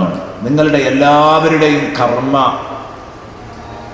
പദങ്ങളൊന്നല്ല, അത് വ്യത്യസ്തമാണ്. ഇന്ന സഅയകും ലശത്താ, നിങ്ങളിൽ നല്ല നിലക്ക് നടക്കുന്നവരുണ്ട്, ചീത്ത നിലയിൽ നടക്കുന്നവരുണ്ട്, സ്വർഗം വാങ്ങാൻ പറ്റിയവരുണ്ട്, നരകത്തിലേക്ക് പോകേണ്ടവരുണ്ട്, അള്ളാഹുവിന്റെ പൊരുത്തം വാങ്ങാൻ കഴിവുള്ളവരുണ്ട്, അള്ളാഹുവിന്റെ ദേഷ്യത്തിന് പാത്രമായി പോകുന്നവരുണ്ട്. ഇതൊക്കെ നിങ്ങളുടെ കൂട്ടത്തിലുണ്ട്. പല തരക്കാരാണ് നിങ്ങൾ. അതിന് അല്ലാഹു തആല നിങ്ങളുടെ കർമ്മങ്ങളുടെ വൈവിധ്യങ്ങൾ പ്രഖ്യാപിക്കാൻ അല്ലാഹു സാക്ഷിയാക്കിയത് രാവും പകലും ആണും പെണ്ണും. മനുഷ്യരുടെ കർമ്മങ്ങളിലുള്ള വൈവിധ്യങ്ങളാണ് ഇന്ന സഅയകും ലശത്താ എന്ന് പറഞ്ഞത്. കാരണം ശേഷം അല്ലാഹു പറയുന്നു ഫഅമ്മാമൻ അഅ്താ വത്തഖാ വസദ്ദഖ ബിൽ ഹുസ്നാ ഫസനുയസ്സിറുഹു ലിൽ യുസ്റാ വഅമ്മാമൻ ബഖില വസ്തഗ്നാ വകദ്ദബ ബിൽ ഹുസ്നാ ഫസനുയസ്സിറുഹു ലിൽ ഉസ്റാ. സ്വർഗാവകാശിയെയും നരകാവകാശിയെയും വേറിട്ടെന്ന് പറഞ്ഞു. ഇന്ന കാര്യങ്ങളൊക്കെ ചെയ്യുന്നവൻ സ്വർഗത്തിലേക്ക് പോകും, ഇന്ന കാര്യങ്ങളുടെയൊക്കെ പിന്നാലെ പോകുന്നവൻ നരകാവകാശിയുമായിരിക്കും. അല്ലാഹു എന്നെയും നിങ്ങളെയും പഠിപ്പിക്കുകയാണ്. അപ്പൊ നിങ്ങളുടെ കർമ്മങ്ങൾ വ്യത്യസ്തമാണ് എന്ന് പ്രഖ്യാപിക്കുമ്പോൾ അതിന് ഊന്നൽ നൽകാൻ അല്ലാഹു എടുത്തിരിക്കുന്ന സത്യവാചകങ്ങള് രാവും പകലും ആണും പെണ്ണുമാണ്. എന്താ കാരണം? അത് വ്യത്യസ്തമായതുപോലെ മനുഷ്യരെ നിങ്ങളുടെ കർമ്മങ്ങളും വ്യത്യസ്തമാണ്. എന്താ പറയുന്നത്? രാവും പകലും ഒരിക്കലും ഒന്നല്ല. ആർക്കെങ്കിലും അഭിപ്രായമുണ്ടോ രാവും പകലും ഒന്നാണ്? എന്നാലോ രാവോ പകലോ മുന്തിയത്, രണ്ടിനും അതിൻ്റെതായ പ്രാധാന്യമുണ്ട് അല്ലെ? രണ്ടിനുണ്ട് അതിൻ്റെതായ പ്രാധാന്യം. ഏതിനെയാണ് അവഗണിക്കാൻ പറ്റുക? രാവിനെ അവഗണിക്കാൻ പറ്റുമോ? പകലിനെ അവഗണിക്കാൻ പറ്റുമോ? ഒന്നിനെയും അവഗണിക്കാൻ പറ്റൂല. രാവില്ലായിരുന്നെങ്കിൽ കാണാമായിരുന്നു, പകലില്ലായിരുന്നെങ്കിൽ കാണാമായിരുന്നു. രണ്ടിനും അതിൻ്റെതായ ധർമ്മങ്ങളുണ്ട്. ഒരിക്കലും തന്നെ രാത്രി സമയത്ത് സൂര്യൻ ഉദിക്കാൻ പാടില്ല, പകൽ സമയത്ത് സൂര്യൻ അസ്തമിക്കാനും പാടില്ല. ഇത് രണ്ട് സംഭവിച്ചാലും അപകടമായിരിക്കും. ട്രാക്ക് തെറ്റാൻ പാടില്ല. ഓരോരുത്തരും അവരവരുടെ ബാധ്യതകൾ നിർവഹിച്ചോളാം. രാത്രി അള്ളാഹുവിന്റെ മഖ്ലൂക്കാണ്, പകല് അള്ളാഹുവിന്റെ മഖ്ലൂക്കാണ്. ആണ് അള്ളാഹുവിന്റെ മഖ്ലൂക്കാണ്, പെണ്ണ് അള്ളാഹുവിന്റെ മഖ്ലൂക്കാണ്. രാത്രി രാത്രിയുടെ ധർമ്മം നിർവഹിക്കണം, പകൽ പകലിന്റെ ധർമ്മം നിർവഹിക്കണം, ആണിന്റെ ധർമ്മം നിർവഹിക്കണം, പെണ്ണ് പെണ്ണിന്റെ ഡ്യൂട്ടി നിർവഹിക്കണം. ഇതാ വേണ്ടത്. ഓരോരുത്തരും അവരവരുടെ പണിയെടുക്കുക. നോക്ക്, നിങ്ങൾ സൂറത്തുൽ ഖസസിൽ രാവിനെ കുറിച്ചും പകലിനെ കുറിച്ചും അല്ലാഹ് പറയുന്ന ഭംഗിയുള്ള ഒരു വാചകം കേൾപ്പിക്കാം. ഖുൽ അറഅയ്തും ഇൻ ജഅലല്ലാഹു അലൈക്കുമുൽ ലൈല സർമദൻ ഇലാ യൗമിൽ ഖിയാമ മൻ ഇലാഹുൻ ഗൈറുല്ലാഹി യഅ്തീകും ബിളിയാ അഫലാ തസ്മഊൻ. قل أرأيتم إن جعل الله عليكم النهار سرمدا إلى يوم القيامة من إله غير الله يأتيكم بليل تسكنون فيه أفلا تبصرون ومن رحمته جعل لكم الليل والنهار لتسكنوا فيه ولتبتغوا من فضله وَلَعَلَّكُمْ تَشْكُرُونَ. എത്ര ഭംഗിയായിട്ടാണ് അള്ളാഹു കാര്യങ്ങൾ പറഞ്ഞത്. ഇത് കേൾക്കുമ്പോഴേ നമുക്ക് മനസ്സിലാക്കാൻ പറ്റുള്ളൂ നേരത്തെ പറഞ്ഞ ആ സത്യവാചകങ്ങളുടെ സൗന്ദര്യം. അല്ലാഹു പറയാണ്, അഫറഅയ്തും ഖുൽ അറഅയ്തും. നബിയെ തങ്ങൾ പറയണം, നബിയെ തങ്ങൾ പറയണം, നിങ്ങൾ ഉമ്മത്തിനോട് ചോദിക്കണം, അറഅയ്തും, നിങ്ങളൊന്ന് പറഞ്ഞുതാ, നിങ്ങളൊന്ന് പറഞ്ഞുതാ, ഇൻ ജഅലല്ലാഹു അലൈക്കുമുൽ ലൈല സർമദ, അല്ലാഹു നിങ്ങൾക്ക് കാലാകാലം ഇലാ യൗമിൽ ഖിയാമ, ഖിയാമത്ത് നാൾ വരെ രാത്രി എന്ന ഒരൊറ്റ സംവിധാനം തന്നതെങ്കിൽ, ഈ വെളുപ്പ് കാണാനുള്ള ഭാഗ്യം നമുക്കില്ലായിരുന്നെങ്കിൽ, ഇപ്പൊ പകല ഇങ്ങനെ സൂര്യൻ ഉദിക്കുക എന്നുള്ളൊരു സംവിധാനമല്ല, കാലാകാല ഇരുട്ടായിരുന്നെങ്കിൽ, നിങ്ങളൊന്ന് ആലോചിച്ച് നോക്ക്.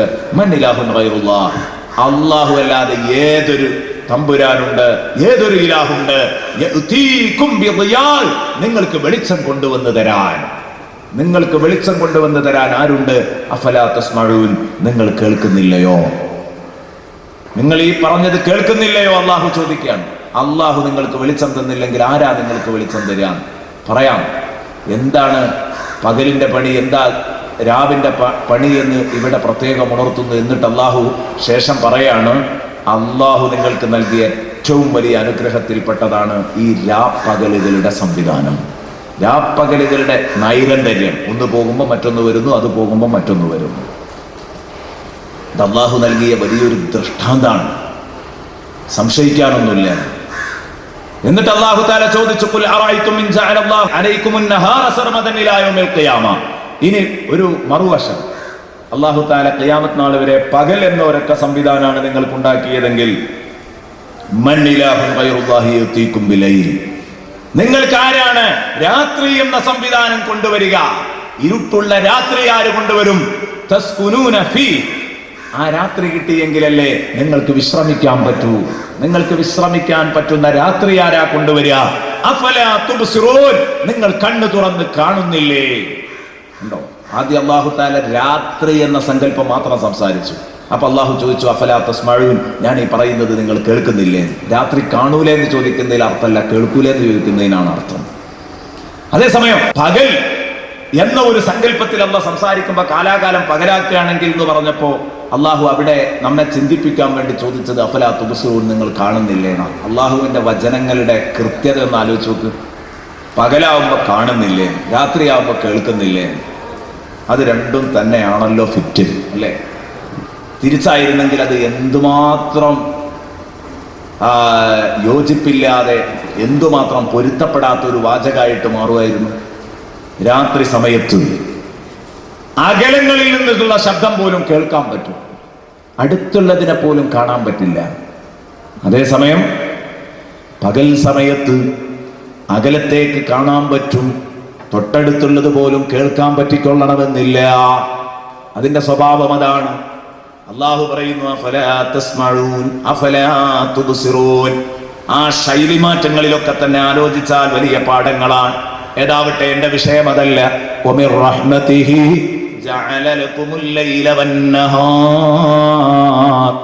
അല്ലാഹു നിങ്ങളോട് ചെയ്ത അനുഗ്രഹങ്ങളിൽപ്പെട്ടതാണ് രാവും പകലും നിങ്ങൾക്ക് സംവിധാനിച്ചു തന്നു എന്നത്. എന്തിനാണ് രാവും പകലും? ലിതസ്കുനൂ ഫീഹി. രാവ് ആദ്യം പറഞ്ഞ രാത്രി ലിതസ്കുനൂ ഫീഹി, നിങ്ങൾക്ക് വിശ്രമിക്കാനുള്ളതാണ്, ക്ഷീണം മാറ്റാനുള്ളതാണ്. വലിതബ്തഗൂ മിൻ ഫദ്ലിഹി. പകല് തന്നതോ നിങ്ങൾക്ക് അല്ലാഹു റബ്ബുൽ ഇസ്സത്ത് ഭൂമിയിൽ ഒരുക്കി വെച്ച ധാരാളം ഔദാര്യങ്ങളുണ്ട്. അല്ലാഹു റബ്ബുൽ ഇസ്സത്ത് ഒരുക്കി വെച്ച ഔദാര്യങ്ങൾ ഏറെയുണ്ട്. ഭൂമിയിൽ, കടലിലുണ്ട്, കരയിലുണ്ട്, എല്ലായിടത്തുമുണ്ട്. അത് നിങ്ങൾ ഓടി നടന്ന് എത്തിപ്പിടിക്കണം. ജോലിക്ക് പോകണം, നിങ്ങളുടെ ഉപജീവനം ഒപ്പിക്കണം. നിങ്ങൾക്ക് അല്ലാഹു ഒരുക്കി വെച്ച ഉപജീവനങ്ങൾ തേടിപ്പിടിക്കാനാ പകല് തന്നത്, വിശ്രമിക്കാനാണ് രാത്രി തന്നത്. എന്നിട്ട് അല്ലാഹു റബ്ബുൽ ഇസ്സത്ത് പറയുന്നു വലഅല്ലകും തഷ്കുറൂൻ. പകല് രാത്രി വിശ്രമിച്ചും പകല് ഉപജീവനം തേടിയും എന്താകരുത്? നിങ്ങൾ അല്ലാഹുവിനെ ഓർമ്മയില്ലാതെ ജീവിക്കാൻ പാടില്ല. അല്ലാഹു തന്ന ഈ സംവിധാനങ്ങളൊക്കെ ഉപയോഗപ്പെടുത്തിയിട്ട് എന്നിട്ട് വലഅല്ലകും തഷ്കുറൂൻ, പടച്ച റബ്ബിനോട് നന്ദി കാണിക്കുന്നവരാവാൻ വേണ്ടിയുമാണ് അല്ലാഹു ഈ സംവിധാനങ്ങളൊക്കെ ഒരുക്കി തന്നത്. അല്ലാഹു തആല വളരെ ഭംഗിയായിട്ട് എന്നെയും നിങ്ങളെയും പഠിപ്പിച്ചു. ഞാനിത് പറഞ്ഞു വന്നത്, രാവിനൊരു ധർമ്മമുണ്ട്, പകലിനൊരു ധർമ്മമുണ്ട്. ഇത് അങ്ങോട്ടും ഇങ്ങോട്ടും കടന്നു കയറ്റാൻ പാടില്ല, അല്ലെ? രാത്രി വിശ്രമിക്കുക, അതിന് പറ്റിയത് രാത്രി തന്നെയാണ്. അതുപോലെ അതിനത്ര ഫിറ്റായ വേറെ സംഗതി ഇല്ല. ഇനി ഒരാൾക്ക് നൈറ്റ് ഡ്യൂട്ടിയാണ് ഉള്ളതെങ്കിൽ അയാൾ പകല് കിടന്നുറങ്ങാന്നല്ലാതെ യാതൊരു നിർവാഹമില്ല. അതിന് ഖുർആൻ മറ്റൊരായത്തിൽ തെളിവുണ്ട്. ഏത് പകല് കിടന്നുറങ്ങുന്നതിലേക്ക് സൂചന ഖുർആൻ പറഞ്ഞിട്ടുണ്ട്. ഞാൻ ആ വിഷയമല്ല ഇപ്പൊ സംസാരിക്കുന്നത് എന്നതുകൊണ്ട് അങ്ങോട്ട് വരുന്നില്ല. കാരണം അത് അപൂർവ കേസാണ്. എല്ലാവർക്കും വരുന്നത് ഇതാണ്. വളരെ കുറഞ്ഞ ആളുകൾക്ക് നൈറ്റ് ഡ്യൂട്ടിക്കാരെന്ന് പറഞ്ഞ വിഭാഗമുള്ളൂ.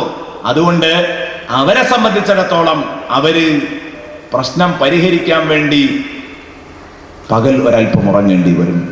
എന്നാൽ അങ്ങനെയൊക്കെ ആണെങ്കിലും രാത്രി ഉറങ്ങിയ ഗുണം അതിനുണ്ടാകൂല, അതുറപ്പാ.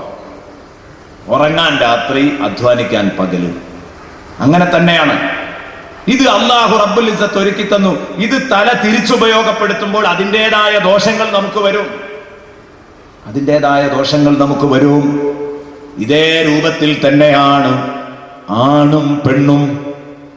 ആണിന് ആണിൻ്റെതായ ധർമ്മമുണ്ട്, പെണ്ണിന് പെണ്ണിൻ്റെതായ ധർമ്മമുണ്ട്. രണ്ടു ടീമും ട്രാക്ക് തെറ്റി ഓടാൻ പാടില്ല. അവരവരുടെ മാർഗങ്ങളിലൂടെ ചലിച്ചുകൊള്ളുക, അതിൻ്റെ അപ്പുറത്തേക്ക് ഒരിക്കലും പോകാൻ പാടില്ല.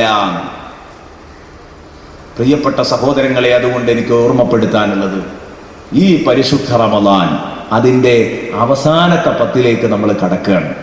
ആ അവസാനത്തെ പത്തിലേക്ക് കടക്കുമ്പോൾ ഏതാനും ചില കാര്യങ്ങൾ നിങ്ങളുടെ ശ്രദ്ധയിൽ, എൻ്റെ സഹോദരന്മാരുടെയും എൻ്റെ സഹോദരിമാരുടെയും ശ്രദ്ധയിൽ ഒരുമിച്ച് പെടുത്തിക്കൊണ്ട് നമുക്ക് ദുആ ചെയ്ത് പിരിയാം. എന്തിനാണ് അല്ലാഹു നമുക്ക് റമദാൻ മാസം നൽകിയത്? ഞാൻ പറയുന്നത് ഇത് കേൾക്കാൻ, നിങ്ങൾ ഇങ്ങനെ കേട്ടുപോകാനുള്ള ഒരു ക്ലാസ് അല്ല. അതിനെനിക്ക് താല്പര്യവുമില്ല. നീട്ടി വയല് പറഞ്ഞാൽ നിങ്ങൾ അങ്ങനെ ഇരുന്ന് കേട്ടോളും. ഞാൻ അതിനൊന്നും ഉദ്ദേശിക്കുന്നില്ല. ഈ പറയുന്നത് ഈ വരുന്ന പത്തിൽ ഉപയോഗപ്പെടുത്താൻ തയ്യാറാണോ? അവസാനത്തെ പത്തില് ഈ പറയുന്ന സംഗതികൾ ഇവിടെ ഉപയോഗപ്പെടുത്താൻ തയ്യാറുള്ള മനസ്സുകളെയാണ് നമുക്ക് ആവശ്യം. അതിന് പറ്റുമെങ്കിൽ ഇത് സംഘടിപ്പിച്ചവർക്ക് മുതലായി ഇവിടെ സംഘടിച്ച നിങ്ങൾക്ക് മുതലായി, പറഞ്ഞ എനിക്ക് മുതലായി അള്ളാഹു അതിന് പറ്റുന്ന ഒരു വേദിയാക്കി ഇത് മാറ്റി തരട്ടെ. അവസാനത്തെ 10 വന്നു കടന്നാൽ റസൂലുള്ളാഹി സ്വല്ലല്ലാഹു അലൈഹി വസല്ലം പ്രത്യേക ജാഗ്രത കാണിക്കുമായിരുന്നു. അവസാനത്തെ 10 വല്ലാത്തൊരവസരം. നബി സല്ലല്ലാഹു അലൈഹി വസല്ലം പറഞ്ഞു, അവ്വലുഹു റഹ്മ വഔസതുഹു മഗ്ഫിറ വആഖിറുഹു ഇത്ഖും മിനന്നാർ. ഒന്നാമത്തെ 10 കാരുണ്യത്തിന്റെ 10 റഹ്മത്തിന്റെ 10. രണ്ടാം 10 പാപമോചനത്തിന്റെ 10, മഗ്ഫിറത്തിന്റെ 10. മൂന്നാമത്തേത് ഇത്ഖും മിനന്നാർ, നരകമോചനത്തിന്റെ 10 സയ്യിദുനാ റസൂലുള്ളാഹി സ്വല്ലല്ലാഹു അലൈഹി വസല്ലം. റഹ്മത്തിന്റെ 10 കഴിഞ്ഞു, മഗ്ഫിറത്തിന്റെ 10 ഓടിക്കൊണ്ടിരിക്കുന്നു. ഇനി മഗ്ഫിറത്തിന്റെ 10 ഒരു 2 ദിവസവും കൂടെ കിട്ടിയാൽ കിട്ടി, അല്ലെ? 2 ദിവസവും കൂടെ മഗ്ഫിറത്തിന്റെ 10 നമുക്ക് കിട്ടി എന്നേ പറയാനുള്ളൂ. മൂന്നാമത്തെ ദിവസം എൻ്റെ പ്രിയപ്പെട്ട സഹോദരങ്ങളെ കടന്നു, ഇത്ഖിന്റെ 10 കടന്നു. അപ്പൊ ഈ മഗ്ഫിറത്തിന്റെ 10 അവസാനമായിട്ട് ആലോചിക്കുക. പരിശുദ്ധ റമദാൻ എന്ന് പറഞ്ഞാൽ പാപത്തെ കരിച്ചു കളയുന്ന മാസം. ശരീരത്തെ കരിച്ചു കളയുന്ന മാസമാകരുത്, പാപങ്ങളെ കരിച്ചു കളയുന്ന മാസമാവണം. ഇതാക്കി തീർക്കണമെങ്കിൽ ഓരോ മുസൽമാനും ശ്രദ്ധിക്കേണ്ടതുണ്ട്. റമദാൻ ആർക്കാ കടന്നു വരാത്തത്? എല്ലാവർക്കും റമദാൻ ഉണ്ട്, അല്ലേ? റമദാൻ മാസം എന്ന് പറയുന്ന ഈ സംവിധാനം എല്ലാവരിലേക്കും കടന്നു വന്നു. റമദാൻ വന്നോലോ, റമദാൻ വിട പറഞ്ഞോലോ എന്ന് പറയല്ലാതെ എനിക്കതിന്റെ ഗുണം കിട്ടിയോ? റമദാൻ എന്റെ പാപങ്ങളെ കരിച്ചോ? എന്റെ ഹക്കിൽ ഈ മാസം റമദാനായോ, അതോ കഴിഞ്ഞുപോയ മാസങ്ങളെ പോലെ ഒരു മാസമോ? ഇത് ഓരോരുത്തരും ആലോചിച്ചേ പറ്റൂ. എന്റെ ഹക്കിൽ റമദാനാകണമെങ്കിൽ റമദാനിൽ പ്രധാനമായും നോമ്പ് അനുഷ്ഠിക്കണം. പറയേണ്ടതില്ല, ഇത്രയും ദിവസം നിങ്ങൾ അനുഷ്ഠിച്ചതാണ്, ഇനിയും നിങ്ങൾ അനുഷ്ഠിക്കും. അത് പ്രത്യേകം പറയണം തോന്നുന്നില്ല. അതുപോലെ തന്നെ തറാവീഹ് നിസ്കരിക്കണം. ഇത്രയും ദിവസം നിങ്ങൾ നിസ്കരിച്ചു, ഇനിയും തുടർന്ന് നിങ്ങൾ നിസ്കരിക്കും. യാതൊരു സംശയവുമില്ല ഈ കാര്യത്തിൽ. ഇതുകൊണ്ടൊന്നുമായില്ല. പ്രിയപ്പെട്ട സുഹൃത്തുക്കളെ, 3-10 പ്രത്യേകം അവസരമുള്ളപ്പം റഹ്മത്തിന്റെ 10 റഹ്മത്ത് ചോദിച്ചു വാങ്ങാൻ നമുക്ക് കഴിയണം. അതിന് നമ്മൾ മതിയാകണം. നടുവിലത്തെ 10 നാം ചെയ്തു പോയ മുഴുവൻ പാപങ്ങളും പൊറുപ്പിക്കാൻ കഴിയണം. പാപം പൊറുക്കുക എന്ന് പറഞ്ഞാൽ, മഗ്ഫിറത്തിന്റെ 10 എന്ന് പറഞ്ഞാൽ അത് വല്ലാത്ത ഒരു സംഗതിയാണ്. ഈ അടിമ, എന്റെ പ്രിയപ്പെട്ട സഹോദര, പടച്ച റബ്ബ് അടിയാനും അടിയാത്തിയും അവനോട് എന്തു വലിയ തെറ്റ് ചെയ്താലും അല്ലാഹുവേ പൊറുക്കണേ എന്ന് പറഞ്ഞാൽ പൊറുക്കാത്ത ഒരൊറ്റ കേസുമില്ല. പൊറുക്കണേ റബ്ബേ എന്ന് പറഞ്ഞാൽ പൊറുക്കാത്ത ഒരൊറ്റ കേസും പ്രിയപ്പെട്ട സഹോദരങ്ങളെ ഇല്ല. അള്ളാഹുവിന്റെ അടുത്ത് പൊറുക്കാത്ത ഒരു കേസുമില്ല. ശിർക്കല്ലാത്ത മുഴുവൻ പാപങ്ങളും അള്ളാഹു പൊറുക്കും. പക്ഷെ ചോദിക്കാൻ അറിയണം, വാങ്ങാൻ അറിയണം, അല്ലേ? നിങ്ങളെ കയ്യിലുള്ള ഒരു സാധനം അത് ചോദിക്കേണ്ടതുപോലെ ചോദിച്ചാൽ നിങ്ങൾ എനിക്ക് തരും, അല്ലേ? മാന്യന്മാരാണെങ്കിൽ തരും. എൻ്റെ കയ്യിലുള്ള സാധനം ചോദിക്കേണ്ടതുപോലെ ചോദിച്ചാൽ ഞാൻ മാന്യനാണെങ്കിൽ നിങ്ങൾക്കത് തരും. അക്രമുൽ അക്രമീനായ റബ്ബിനോട് ചോദിക്കേണ്ടതുപോലെ ചോദിച്ചിട്ട് കിട്ടാതിരിക്കില്ല. കാരണം അള്ളാഹു മാന്യനല്ല, അതിമാന്യനാണ്. അക്രമുൽ അക്രമീൻ, അങ്ങനെയാണ് അള്ളാഹുവിനെ വിശേഷിപ്പിക്കപ്പെട്ടിട്ടുള്ളത്. നമ്മളൊക്കെ തന്നെ അങ്ങനെയല്ല. ഏത് കൊടുക്കാത്തവനും ചോദിക്കേണ്ട കോലത്ത് ചോദിച്ചാൽ കൊടുക്കുമല്ലോ. ചോദിക്കേണ്ട കോലത്തിൽ അങ്ങ് ചോദിച്ചാൽ എപ്പം ചോദിക്കണം, എങ്ങനെ ചോദിക്കണം എന്നുള്ള ഒരു ഐഡിയ ഉണ്ടെങ്കിൽ കൊടുക്കുന്നുള്ളത് ഉറപ്പാണ്. അതിന് എത്ര കൊടുക്കൂല എന്ന് വിചാരിച്ചവനും കൊടുത്തു. അതാണ് ബഹുമാനപ്പെട്ട ശൈഖുനയിലൂടെ നമ്മൾ കാണുന്ന വലിയ ഒരു അത്ഭുതം, അല്ലേ? ചോദിക്കേണ്ട നേരത്ത് ചോദിക്കേണ്ട കോലത്തില് ചോദിക്കുമ്പോ എത്ര കൊടുക്കൂല എന്ന് തോന്നിയവരും ലക്ഷങ്ങൾ എടുത്തു കൊടുക്കുന്നു. അത്ഭുതമാണ്. അത് മനുഷ്യരിൽ തന്നെ ഉള്ള സ്വഭാവം. പിന്നെ പടച്ച റബ്ബിലില്ലാതിരിക്കോ? മനുഷ്യൻ തന്നെ അതിൽ വീണു. പിന്നെ പടച്ച റബ്ബ്, അവൻ അക്രമുൽ അക്രമീനാണ്, സ്നേഹം കൂടിയവനാണ്, കരുണ കൂടിയവനാണ്, റഹ്മാനാണ്, റഹീമാണ്, ലത്തീഫാണ്, ഹന്നാനാണ് എന്നൊക്കെ നമ്മൾ പരിചയപ്പെടുത്തുന്നുണ്ടെങ്കിൽ ആ റബ്ബ് എന്തായാലും ചെയ്യല്ലോ, തീർച്ചയായും. പക്ഷെ ഇതൊരു പ്രധാന ഘടക. ഇത് ചോദിക്കേണ്ടതുപോലെ ചോദിക്കുക എന്നുള്ളത്. ബഹുമാനപ്പെട്ട ശൈഖുനയെ കുറിച്ച് ഓർക്കുമ്പോൾ ഞാൻ പലപ്പോഴും ഓർക്കും, മലപ്പുറത്തുള്ള ഒരു ഹാജിയാർ. ആ ഹാജിയാരുടെ വീട്ടിൽ ഉസ്താദ് ഒരു ദിവസം എത്തുന്നു. വീട്ടിലെത്തി എന്ന് പറഞ്ഞാൽ ആ നാട്ടിൽ ഒരു പരിപാടിക്ക് വന്നു. ഭക്ഷണം ഇദ്ദേഹത്തിൻ്റെ വീട്ടിൽ നിന്നായിരുന്നു. അപ്പം അന്ന് മർക്കസിൻ്റെ കീഴിൽ കുട്ടികളെ കെട്ടിക്കുന്നുണ്ട്, സമൂഹ വിവാഹമുണ്ട് അന്നത്തെ സമ്മേളനത്തിൽ. അപ്പോൾ ആരോ ആ നാട്ടിലുള്ളവർ പലരും ഉസ്താദിനോട് പറഞ്ഞു, ഉസ്താദെ ഇദ്ദേഹത്തോട് ചോദിക്കാൻ പറ്റിയ ആളാ, ഒരു കുട്ടിയെ കെട്ടിക്കാനുള്ള അന്ന് 10 പവനായിരുന്നു ആ ഒരു കുട്ടിക്ക് കൊടുത്തിരുന്നത്. അതുകൊണ്ട് 10 പവൻ ഇദ്ദേഹത്തോട് വാങ്ങാൻ പറ്റുന്നതാണ്, അതിനുള്ള ആവതിയാക്കുണ്ട് ഉസ്താദ് ചോദിച്ചാൽ കിട്ടുന്നതാണ്. അങ്ങനെ ഇവര് പല ഘട്ടങ്ങളിലും സ്റ്റേജിൽ നിന്ന് അവസരം ഉണ്ടായിട്ടുണ്ട്. ഉസ്താദിനോട് ഇവർ ചോദിക്കാൻ പറഞ്ഞു, പക്ഷെ ഉസ്താദ് ചോദിക്കുന്നില്ല. തിരിച്ച് അയാളെ വീട്ടിലേക്ക് പോകുമ്പോൾ വണ്ടിയിൽ നിന്ന് അവസരം കിട്ടി, അവിടെ നിന്നൊന്നും ചോദിക്കുന്നില്ല. ഒന്നും ചോദിക്കാത്തപ്പോൾ ഇവർ പലപ്പോഴും ഉസ്താദിനോട് പറഞ്ഞു, ഉസ്താദെ മറക്കല്ലിട്ടോ എന്ന് പറഞ്ഞു. അത്രേ. ഉസ്താദ് പറഞ്ഞു, ഞാൻ ചോദിച്ചോളാം, സമയമാവട്ടെ എന്ന് പറഞ്ഞു. അങ്ങനെ ആ സുഹൃത്തിൻ്റെ ആ ഹാജിയുടെ വീട്ടിലെത്തി, ഭക്ഷണം വിളമ്പി, ഭക്ഷണത്തിൻ്റെ അടുത്ത് ഇരുന്നു, ഭക്ഷണം കഴിച്ചു.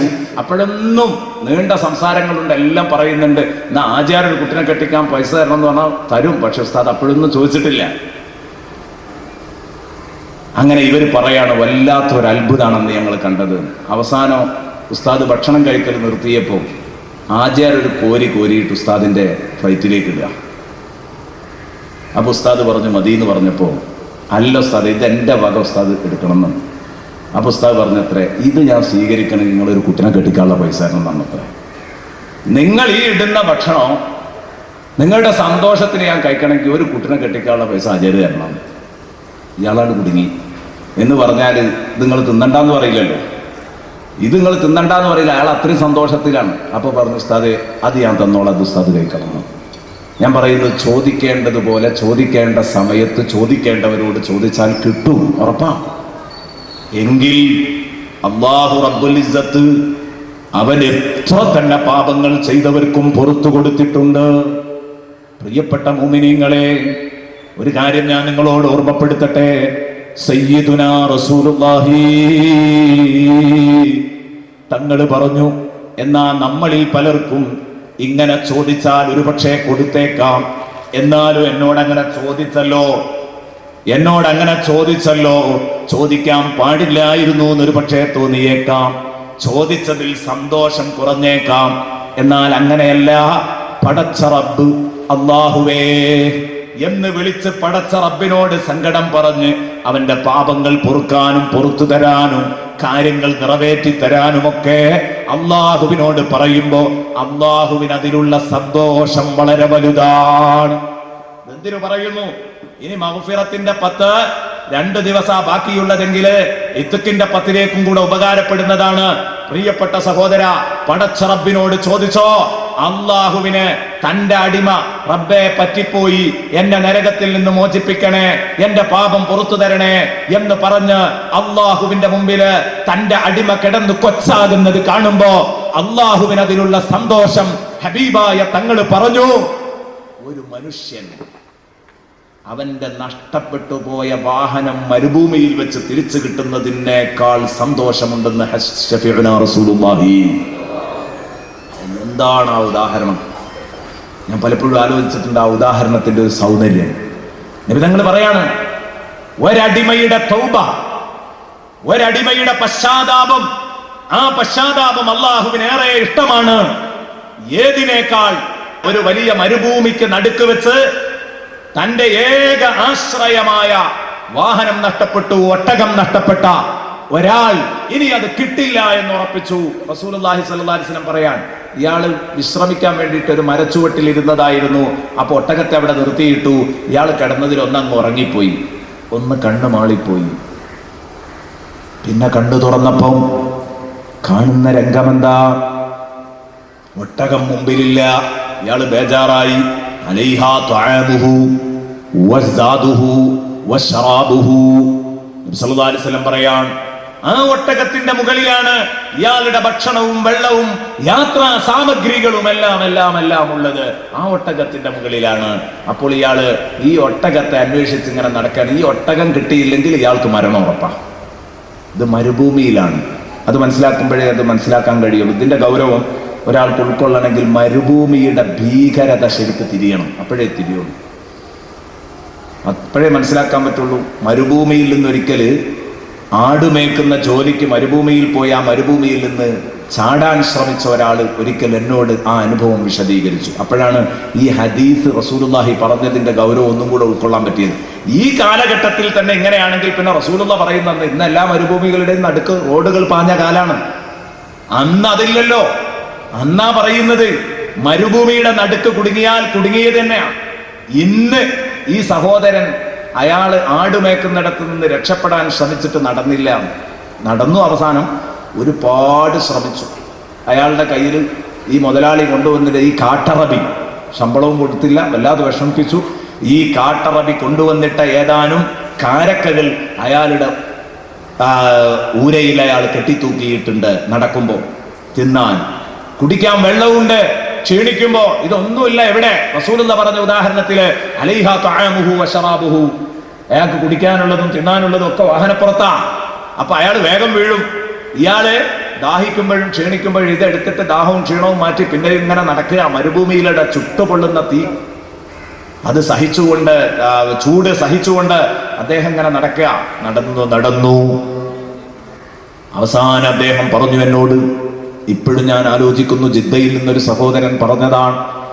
അവസാന ഉസ്താദേ, ഞാൻ കുറെ അകലെ എന്തോ ഒരാളനക്കമുള്ളതുപോലെ എനിക്ക് തോന്നി. കുറെ അപ്പുറത്ത് നിന്ന് എന്തോ ഒരു ഇളക്കമുണ്ടെന്ന് എനിക്ക് തോന്നി. അപ്പോ അത് ആരെങ്കിലും ആയിരിക്കും, അവിടെ പോകാന്ന് കരുതിയിട്ട് ഞാൻ നടന്നു നീങ്ങുമ്പോൾ ആ അടയാളം ലക്ഷ്യം വെച്ച് അങ്ങ് നീങ്ങി. കുറെ നടന്ന് അവിടെ എത്തി നോക്കുമ്പോ ഞാൻ പോയ ആട്ടുംകൂട്ടിലേക്ക് തന്നെയാ തിരിച്ചു വന്നത്. കാരണം മരുഭൂമി കിടന്ന് കറങ്ങുക, ഇത് ഈ സാധു അറിഞ്ഞിട്ടില്ല. മരുഭൂമിയിൽ പോയടത്ത് തന്നെ വരുന്നുണ്ട്. അങ്ങനെ വീണ്ടും ഇച്ഛാശക്തി നഷ്ടപ്പെടാതെ ഞാൻ നടന്നു, ഞാൻ രക്ഷപ്പെട്ടു. അവസാനം ഒരു റോട്ടിലേക്ക് ചാടിക്കിട്ടി, അവിടുന്ന് ഹറമിലേക്ക് ഒരു വണ്ടിയും കിട്ടി എന്ന് അദ്ദേഹം പറഞ്ഞു. ഞാൻ പറഞ്ഞു വരുന്നത്, ഇത് കണ്ണിൽ കണ്ടുകൊണ്ട് വായിക്കും റസൂലുള്ളാഹി സ്വല്ലല്ലാഹി അലൈഹി വസല്ലം തങ്ങളുടെ ഉദാഹരണം. എന്ത്? ഈ മരുഭൂമിയുടെ നടുക്ക് നിന്ന് അയാൾക്ക് വാഹനം നഷ്ടപ്പെട്ടു. വാഹനം മരുഭൂമിയുടെ നടുക്ക് വെച്ച് നഷ്ടപ്പെട്ടപ്പോൾ, പ്രിയപ്പെട്ട സഹോദരങ്ങളെ, ആ നഷ്ടപ്പെട്ട വാഹനം അന്വേഷിച്ചുകൊണ്ട് ഇയാൾ ഇങ്ങനെ നടന്നു. ഹത്താ അദ്റകഹുൽ അകശു. സ്വഹീഹ് മുസ്ലിമിൽ ഉദ്ധരിച്ച ഒരു ഹദീസാണ്. സ്വഹീഹ് മുസ്ലിമിൽ ഒരു തവണയല്ല, 2 തവണയല്ല ഈ ഹദീസ് വന്നത്, പല തവണ ആവർത്തിച്ചു വന്നിട്ടുണ്ട്. അതിലൊരു തവണ റിപ്പോർട്ട് ചെയ്ത ഹദീസാ വായിക്കുന്നത്. നബി സല്ലല്ലാഹു അലൈഹി വസല്ലം പറഞ്ഞു, ഹത്താ അദ്റകഹുൽ അകശു, കലശലായ ദാഹം വന്നു, ഞാൻ മരിക്കുമെന്നുറപ്പായപ്പോൾ അയാൾ അതാ സ്ഥലം വിടുന്നു. എങ്ങോട്ടാ പോകുന്നത്? ആ പഴയ മരച്ചുവട്ടിലേക്ക് തന്നെ പോകാം. വാഹനം കിട്ടൂല, ഇനി മരണം ഉറപ്പാൻ. മരിക്കുന്നത് തണലത്ത് കിടന്ന് മരിക്കാമെന്ന് കരുതി മരിക്കാൻ വേണ്ടി വന്നു കിടന്നു.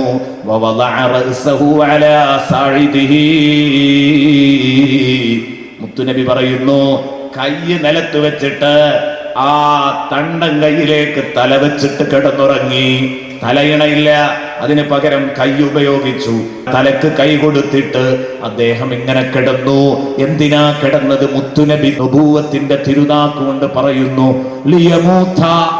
ഹദീസിൽ തന്നെ വന്നു ലിയമൂത. വേറെ ഒന്നിനുമല്ല അയാൾ കിടന്നത്. വാഹനം തിരിച്ചു കിട്ടുമോ എന്ന പ്രതീക്ഷയിലല്ല, മരിക്കാൻ വേണ്ടി കിടന്നതാ. ലിയമൂത, മരിക്കാൻ വേണ്ടി കിടന്നതാ. നല്ല ക്ഷീണമുണ്ട്, അതിലങ്ങുറങ്ങി.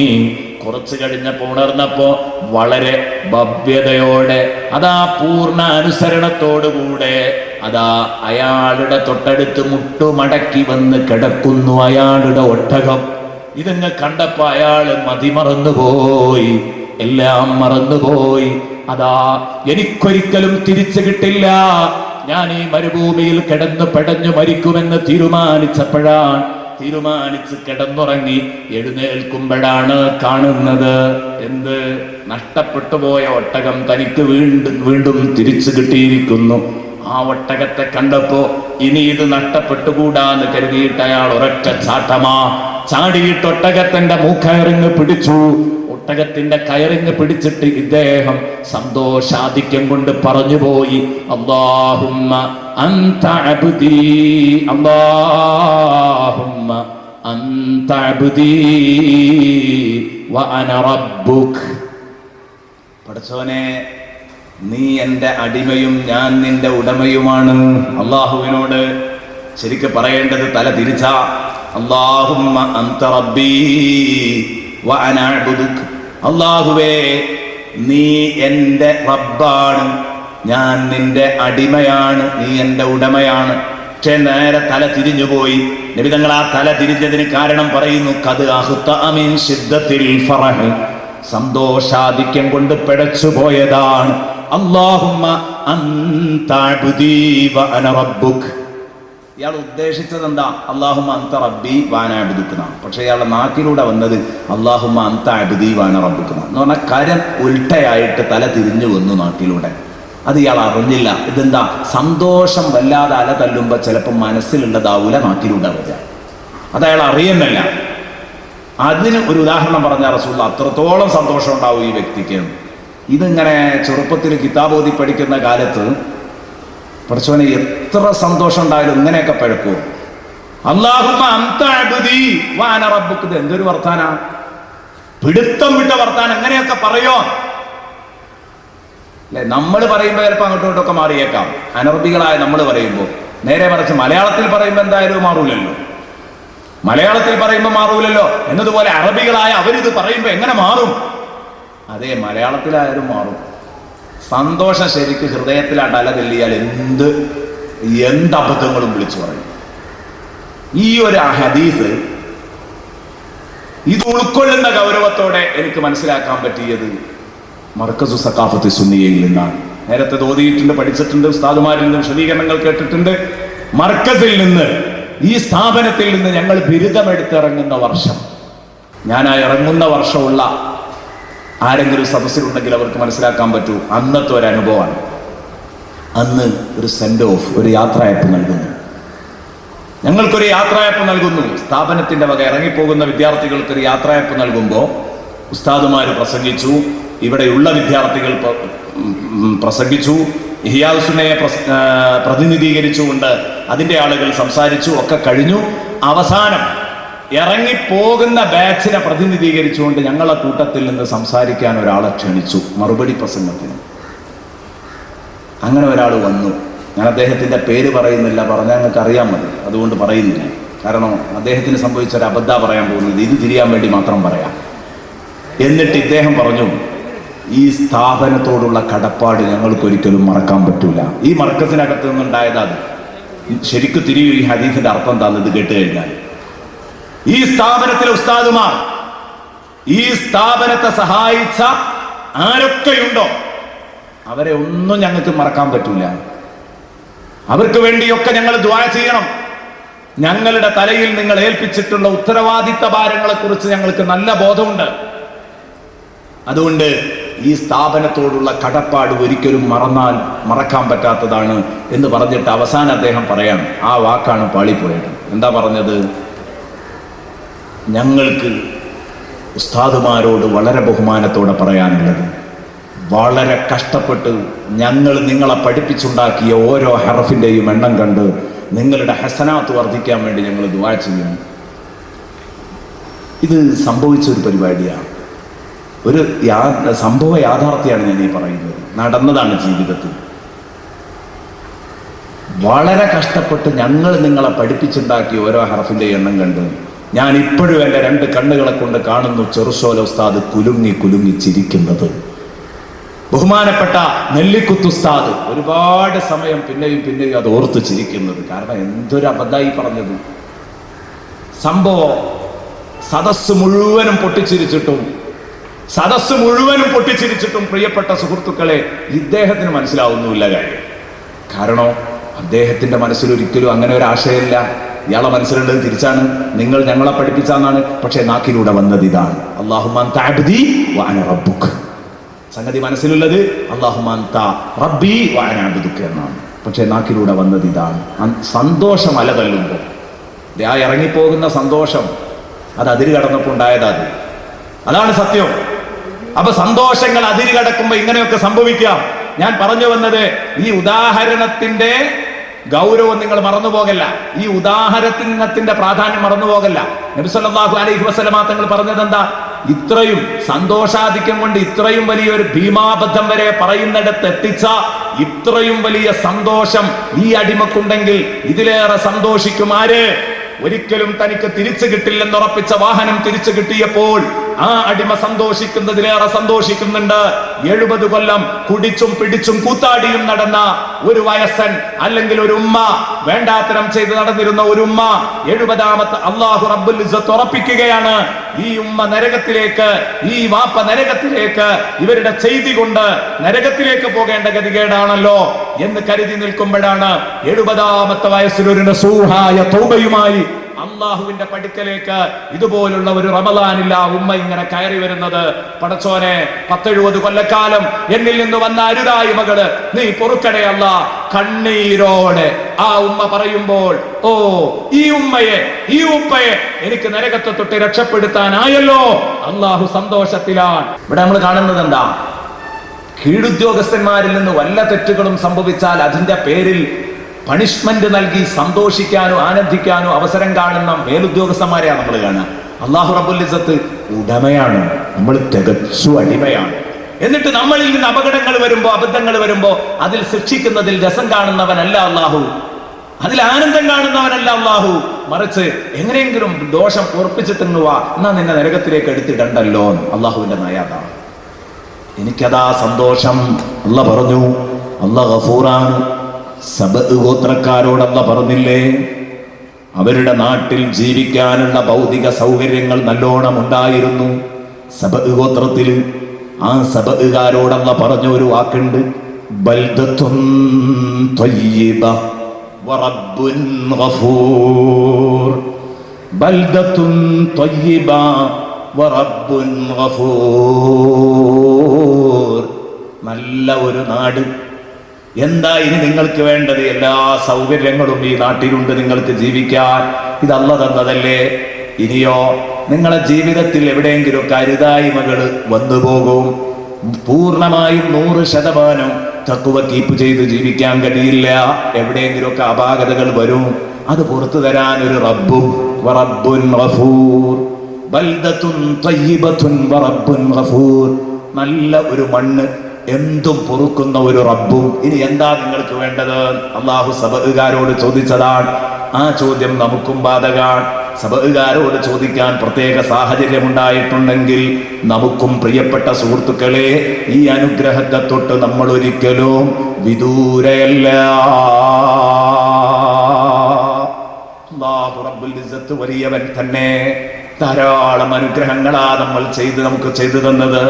ആ അനുഗ്രഹങ്ങൾക്ക് നന്ദി പറയാനുള്ള ഒരു സുമനസ്, ഇതാണ് എനിക്കും നിങ്ങൾക്കും വേണ്ടത്. അതിനുള്ള ഒരു നല്ല മനസ്സാണ് എനിക്കും നിങ്ങൾക്കും വേണ്ടത്. ആ സന്മനസ്, ആ സന്മനസ്സുള്ള സുമനസ്സുകളാകണം നമ്മൾ. അള്ളാഹു നമ്മളെ ആക്കി തരട്ടെ. ഇന്നലെയും നിങ്ങൾ ബദർ മൗലിദ് പാടിയപ്പം പാടിയില്ലേ? ഇത് ബദർ മൗലിദിലുണ്ടല്ലോ ഇത്ര അർത്ഥവത്തായ ഒരു വരി, പടച്ചവനെ നീ ഞങ്ങൾക്ക് ചെയ്തു തന്ന അനുഗ്രഹം വളരെ വലുതാണ്. ആ അനുഗ്രഹത്തിന് നിന്നോട് നന്ദി പറയാനുള്ള മനസ്സ് ഞങ്ങൾക്ക് നൽകണേ പടച്ചവനെ. നീ ഞങ്ങൾക്ക് അപാരമായ ഔദാര്യം നൽകിയ ഉദാരനായ വലിയവനായ രക്ഷിതാവാൻ. ഔസിഇ ലിനശ്കുറ നിഅമതൻ അൻഅംതഹാ ഫദ്ലൻ അലൈനാ അൻത റബ്ബുൻ അക്ബറു. യാ റബ്ബി സ്വല്ലി അലൻ നബി മുഹമ്മദി മുൻസിൽ ഖലായിഖി മിൻ ജഹന്നമ ഫീ ഗദി. ഇന്നലെ നമ്മൾ പാടിയില്ലേ? ഇന്നലെ ബദ്ർ മൗലിദ് പാടുമ്പോ ആ വരിയിലൂടെ അങ്ങനെ കടന്നു പോകുമ്പോ ഒരല്പസമയം ആലോചിച്ചു പോയി, എന്താണ് ഈ വരിയുടെയൊക്കെ അർത്ഥം?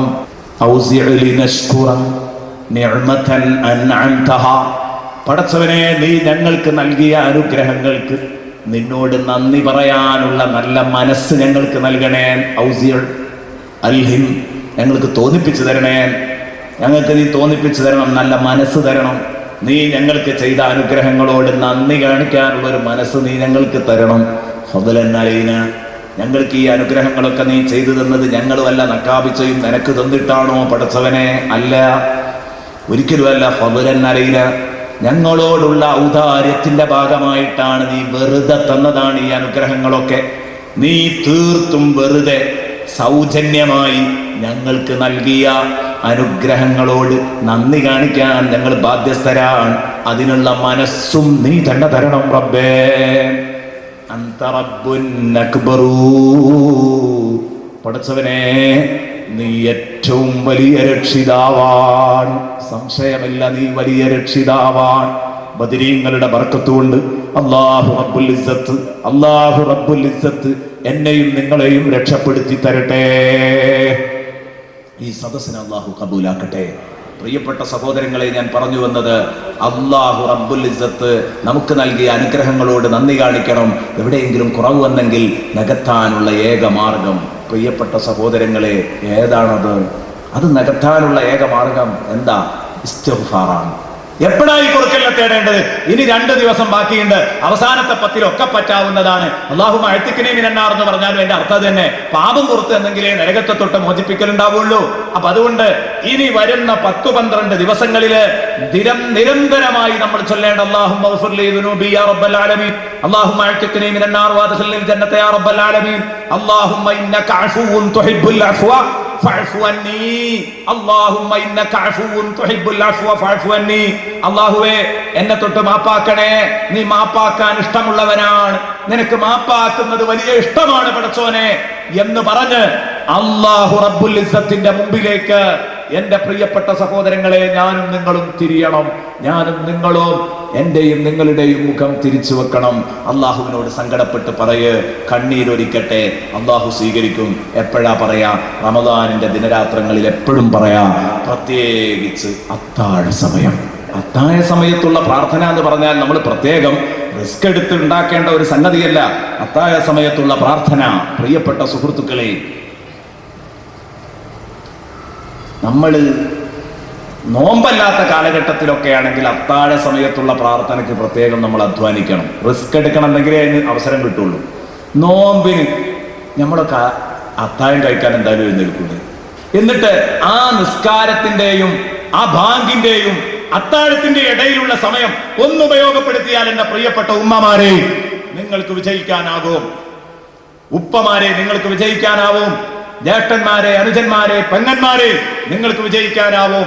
ഈ ഒരൊറ്റ വാക്ക്, നിങ്ങള് ഈ ഒരു ഉപദേശം നിങ്ങൾ ഇനി വരാനിരിക്കുന്ന 12 ദിവസം ജീവിതത്തിൽ പകർത്താൻ തയ്യാറാണെങ്കിൽ നിങ്ങളുടെ പാപം പൊറുക്കുന്നത് മാത്രമല്ല, ലൈലത്തുൽ ഖദ്ർ നിങ്ങൾക്ക് കിട്ടിയിരിക്കുമെന്ന സന്തോഷവും കൂടെ നിങ്ങൾക്കില്ലേ? ലൈലത്തുൽ ഖദ്ർ 50 ജില്ലാനും വർഷങ്ങളെ കൊണ്ട് അധ്വാനിച്ചുണ്ടാക്കുന്നത് ആ ഒരു രാത്രി കൊണ്ട് ഉണ്ടാക്കാൻ പറ്റുമെങ്കിൽ, ആ രാത്രിക്ക് ഇത്രയും മഹത്വമുണ്ടെങ്കിൽ, എന്റെ പ്രിയപ്പെട്ട സുഹൃത്തുക്കളോട് ഞാൻ ചോദിക്കട്ടെ, അതിലെ 1 മണിക്കൂറിന് 8 ജില്ലാനും വർഷങ്ങളുടെ മഹത്വമില്ലേ? എന്നാലോചിച്ച് നോക്ക്. ലൈലത്തുൽ ഖദ്ർ മുഴുവൻ കിട്ടേണ്ട 1 മണിക്കൂർ കിട്ടിയ 8 കൊല്ലം അമൽ ചെയ്ത കൂലിയായില്ലേ? അതിന് ഈ 10 ദിവസം അവസാനത്തെ 10 പ്രബലമായ അഭിപ്രായ പ്രകാരം അവസാനത്തെ 10 ഒറ്റയിട്ട രാവുകളിൽ ഒരാളിങ്ങനെ അത്താഴത്തിന് എഴുന്നേൽക്കുമ്പോൾ 1 മണിക്കൂർ എന്നും ഇബാദത്ത് ചെയ്യുന്ന ഒരു ശീലം ഉണ്ടായാൽ എപ്പോ സുബഹി ബാങ്ക് കൊടുക്കുന്നതിന് മുമ്പ്, അപ്പോഴേ ഇത് ശരിയാവുള്ളൂ. സുബഹി ബാങ്ക് കൊടുക്കുന്നതിന് മുമ്പ് അത്താഴത്തിന് നേരത്തെ എഴുന്നേൽക്കുക, എന്നിട്ട് അത്താഴം കഴിക്കാതെ ഇബാദത്ത് ചെയ്തിട്ട് ലാസ്റ്റ് അത്താഴം പിന്തിപ്പിച്ച സുന്നത്ത് കിട്ടണമെങ്കിൽ ലാസ്റ്റ് കഴിച്ചോ, അല്ലെങ്കിൽ കുറച്ച് നേരത്തെ കഴിച്ചിട്ട് പള്ളിയിൽ പോയി ഇബാദത്ത് ചെയ്യുകയാണെങ്കിൽ അങ്ങനെ ചെയ്തോ. എങ്ങനെ ആയാലും ഞാൻ പറയുന്നത് വെറുതെ ആകൂല, വെറുതെ ആകൂല.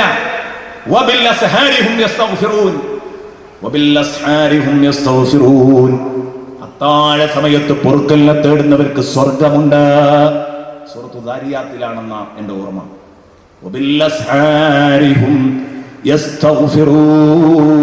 അത് റമദാൻ മാസത്തിലല്ല, എന്നും.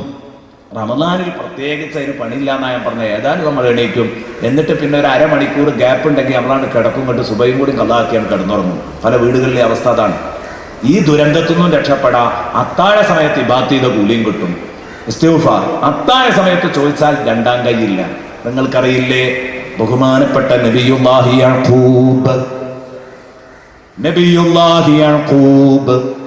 അലൈഹിസ്സലാമിന്റെ മക്കൾ, മൂത്ത മക്കൾ യൂസുഫ് നബി അലൈഹിസ്സലാമിനെ കൊണ്ടുപോയി കിണറ്റിലെറിഞ്ഞു. ആ കഥ നിങ്ങൾക്കറിയാവുന്നതായതുകൊണ്ട് ഞാനത് വിശദീകരിക്കുന്നില്ല.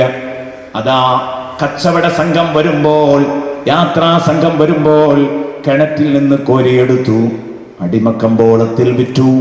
അടിമക്കമ്പോളത്തിൽ നിന്ന് അസീസ് രാജാവിന്റെ വീട്ടിലെത്തി.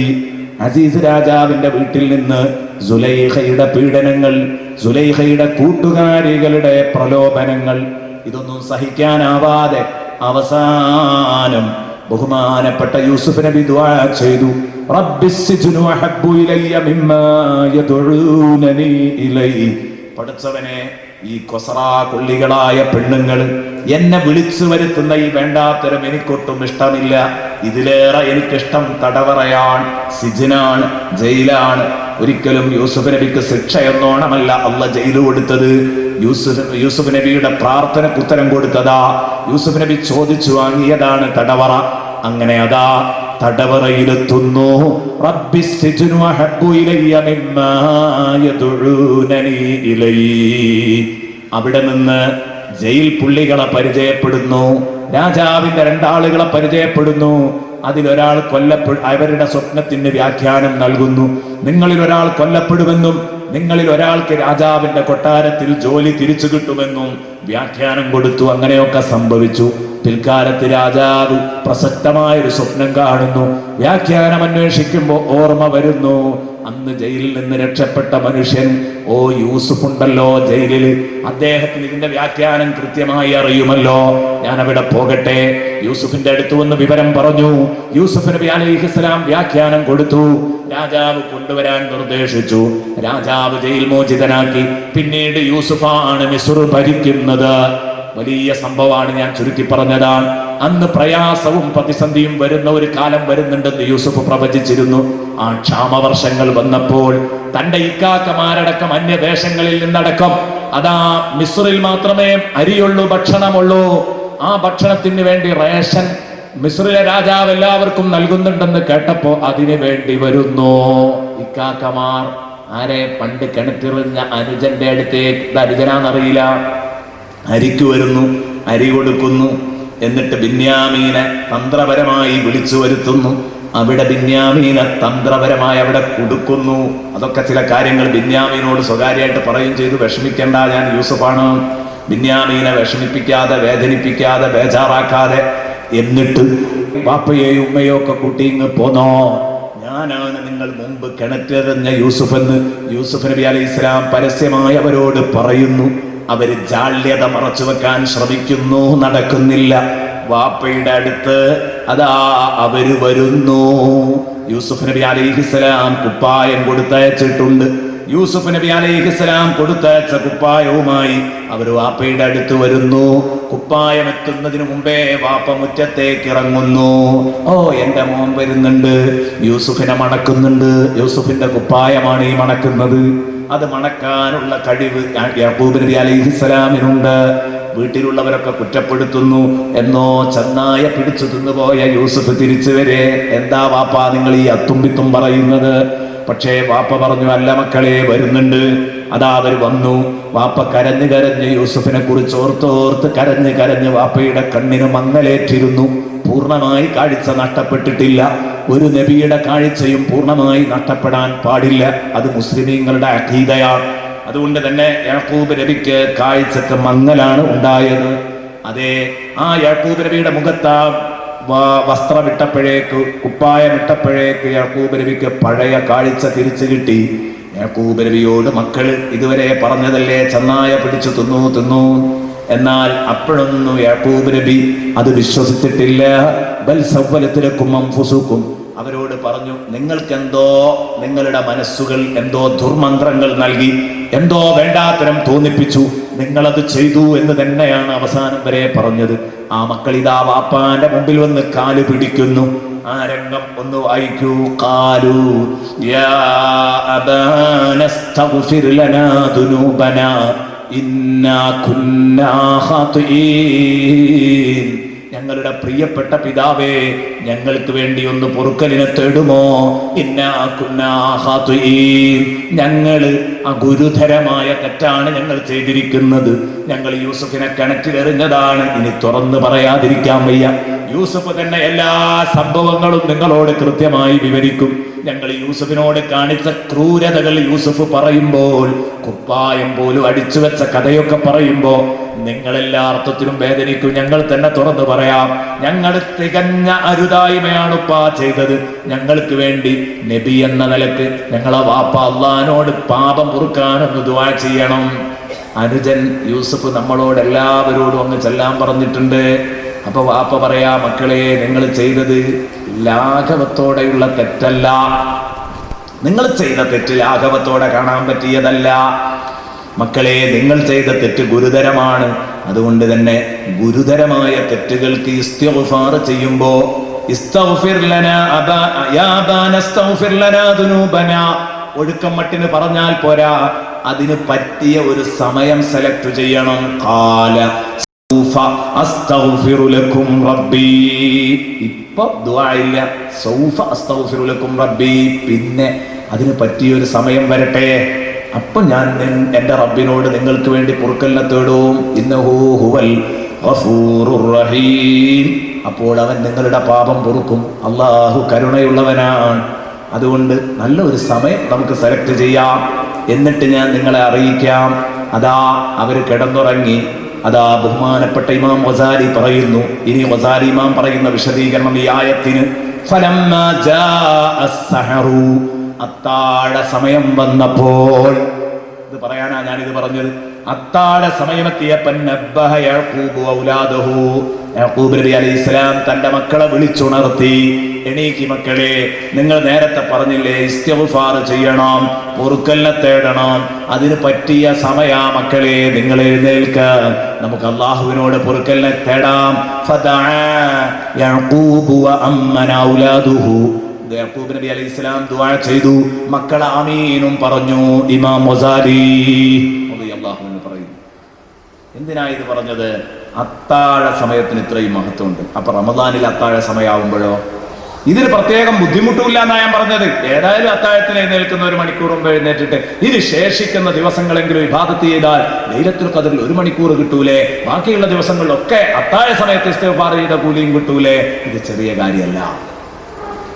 ഈ കൂടിയിരിക്കുന്ന ആണും പെണ്ണും ഇത് മാത്രം ചെയ്യാൻ ശ്രമിച്ചാൽ, ഇത് അത്താഴത്തിന് 1 മണിക്കൂർ മുമ്പ് എഴുന്നേറ്റിട്ട് ഒരു 3 മണി തൊട്ടിട്ട് 4 മണി വരെ ഇബാദത്ത് ചെയ്ത് പിന്നെ ഭക്ഷണമൊക്കെ കഴിച്ച് പള്ളിയിലേക്ക് പോകുന്ന ചുറ്റുപാട്, എൻ്റെ പ്രിയപ്പെട്ട സഹോദരിമാർ വീട്ടിൽ വെച്ച് നിസ്കരിക്കുന്ന ചുറ്റുപാട് ഇങ്ങനെ ഉണ്ടാക്കുകയാണെങ്കിൽ ഞാൻ പറയുന്നു, ഈ ഭാഗം മുതലായി വേറെ ഒന്നും ചെയ്യണ്ട. ഈ 12 ദിവസം നിങ്ങൾ ഇനി ശേഷിക്കുന്ന 12 ദിവസം ചെയ്താൽ മുതലാവും. സ്വലാത്ത്, ഖുർആനോദ, സ്വലാത്ത് ഇല്ല, ഇസ്തിഗ്ഫാർ ഇല്ല, പടച്ചോനെ പൊറുക്കണേ എന്ന് പറയാം. അള്ളാഹു കേൾക്കും. അള്ളാഹു നമുക്ക് തൗഫീഖ് നൽകട്ടെ. അള്ളാഹു നമുക്ക് തൗഫീഖ് നൽകട്ടെ. കാരണം ഇതിനൊരു പ്രയാസമുള്ള പണിയാണോ ഈ പറഞ്ഞത്? ഒരിക്കലും പ്രയാസമുള്ള പണിയല്ല. പാപം അള്ളാഹു പുറത്തു വരും എന്നുള്ള കാര്യം ഉറപ്പാണ്. കാരണം അള്ളാഹുവിന്റെ സ്വഭാവം നിങ്ങൾ നേരത്തെ കേട്ടല്ലോ. ഇത്രയും ജനങ്ങളോട് പൊറുക്കാൻ ഇഷ്ടമുള്ള ഒരു റബ്ബ് നമ്മൾ ഇങ്ങനെയൊക്കെ ചെയ്താൽ റബ്ബ് പുറത്തു തരൂലേ? അപ്പൊ അതുകൊണ്ട് എനിക്ക് പറയാനുള്ളത്, തീർച്ചയായിട്ടും നരകത്തെ തൊട്ട് റബ്ബിനോട് അഭയം തേടി സ്വർഗം ചോദിച്ച് അത് വാങ്ങാൻ നമുക്ക് കഴിയണം. അള്ളാഹു തൗഫീഖ് നൽകട്ടെ. അള്ളാഹു തൗഫീഖ് നൽകട്ടെ. പ്രിയപ്പെട്ട സഹോദരങ്ങളെ, സഹോദരിമാരെ, വളരെ ഗൗരവമുള്ളതാണ് സ്വർഗം ചോദിക്കുക, നരകത്തെ തൊട്ട് അഭയം തേടുക എന്നൊക്കെ പറഞ്ഞാൽ എന്താ സ്വർഗം, എന്താ നരകം, ഇതൊക്കെ മനസ്സിലായെങ്കിലേ സത്യത്തിൽ പ്രിയപ്പെട്ട സുഹൃത്തുക്കളെ അതിന് നമുക്ക് ഒരു ആവേശം ഉണ്ടാവുള്ളൂ. പക്ഷെ അങ്ങനെ പറയുകയാണെങ്കിൽ ഒരു ദിവസം അതിന് തന്നെ വേണം. സ്വർഗം എന്താന്ന് പറയാൻ, നരകം എന്താന്ന് പറയാൻ, എല്ലാറ്റിനും വേണം. ഒരൊറ്റ കാര്യം, സൂറത്തു യാസീനിൽ നിന്ന് ആ സ്വർഗത്തിന്റെ സുഖം ഒന്ന് ചെറുതായിട്ടും നരകത്തെക്കുറിച്ച് സൂറത്തു യാസീൻ നൽകിയ ചിത്രീകരണത്തിന്റെ അതിലേറെ, സ്വർഗത്തിന്റെ അത്രയുമില്ല, വളരെ ഹ്രസ്വമായ ഒരു ചിത്രീകരണവും നൽകാം. ഇതെന്തിന്? എന്നിട്ട് വേണം അല്ലാഹുമ്മ അഅ്തിഖ്നീ മിനന്നാർ വഅദ്ഖിൽനിൽ ജന്നത യാ റബ്ബൽ ആലമീൻ എന്ന് പറയാൻ മനസ്സ് തട്ടി പറയണം. അപ്പൊ ഈ വരാനിരിക്കുന്ന 10 ദിവസങ്ങളിലേക്ക് അത് ഉപയോഗപ്പെടുമല്ലോ. അതുകൊണ്ട് പറയാണ്, സ്വർഗത്തിൽ കടന്നാൽ അവരുടെ സുഖം. സൂറത്ത് യാസീനിൽ എന്താ പറയാ, ഇന്നാ സുഹാബൽ ജന്നത്തിൽ യൗമ ഫീ ശുഗുലിൻ ഫാകിഹൂൻ. ഇന്നാ സുഹാബൽ ജന്നത്തിൽ യൗമ ഫീ ശുഗുലിൻ ഫാകിഹൂൻ. ഇന്നാ സുഹാബൽ ജന്ന, തീർച്ചയായിട്ടും സ്വർഗാവകാശികൾ. ഇന്നാ സുഹാബൽ ജന്ന, തീർച്ചയായിട്ടും സ്വർഗാവകാശികളെ. അൽ യൗമ ഫീ ശുഗുലിൻ ഫാകിഹൂൻ, അൽ യൗമ ഫീ ശുഗുലിൻ ഫാകിഹൂൻ. അന്നേ ദിവസം സ്വർഗാവകാശികൾ ഫീ ശുഗുലിൻ ഫാകിഹൂൻ, അവർ വ്യത്യസ്തങ്ങളായ സുഖങ്ങളിൽ മതിമറന്ന് ആഹ്ലാദിക്കുകയാണ്. ഇതിനേക്കാൾ നല്ല ഒരു വാചകം എന്താ പറയാനുള്ളത്? ഇനി സ്വർഗത്തിന്റെ ഒരു സുഖവും പറയേണ്ടതില്ല, അതിൽ പെട്ടു എല്ലാം. ഫീ ശുഗുലിൻ ഫാകിഹൂൻ. ഏത് പരിപാടിയായിട്ട് ബന്ധപ്പെട്ടാലും അവിടെ ഏതേ ഉള്ളൂ, തഫക്കുഹേ ഉള്ളൂ, സന്തോഷേ ഉള്ളൂ. ആനന്ദമില്ലാത്തൊരു ഏർപ്പാടും അവിടെ അല്ല. ഫീ ശുഗുലിൻ ഫാകിഹൂൻ, എല്ലാ ഏർപ്പാടിലും നിറഞ്ഞ മനസ്സ്, അതാണ് സ്വർഗം. ഇന്ന അസ്ഹാബൽ ജന്നത്തിൽ യൗമ ഫീ ശുഗുലിൻ ഫാകിഹൂൻ. ഒരു പണി കഴിയുമ്പോഴേക്ക് വേറൊരു പണി, അത് കഴിയുമ്പോഴേക്ക് വേറൊരു പണി. ബോറടിപ്പ് എന്ന് പറഞ്ഞൊരു സംഗതി തന്നെ സ്വർഗത്തിലില്ല. അങ്ങനെയൊന്നുമില്ല, ബോറിങ്, അങ്ങനെ ഒരു സംഗതി സ്വർഗത്തിലില്ല. സ്വർഗം സന്തോഷകരമായ ലോകമാണ്. ടെൻഷനില്ല, ഒരു തരത്തിലുള്ള ടെൻഷനുമില്ല.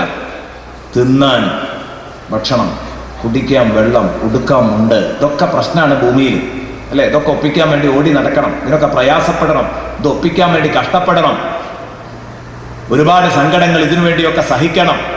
എൻ്റെ പ്രിയപ്പെട്ട സഹോദരാ, ഈ കാര്യത്തിലൊന്നും ഒരു സങ്കടമില്ല സ്വർഗത്തില്.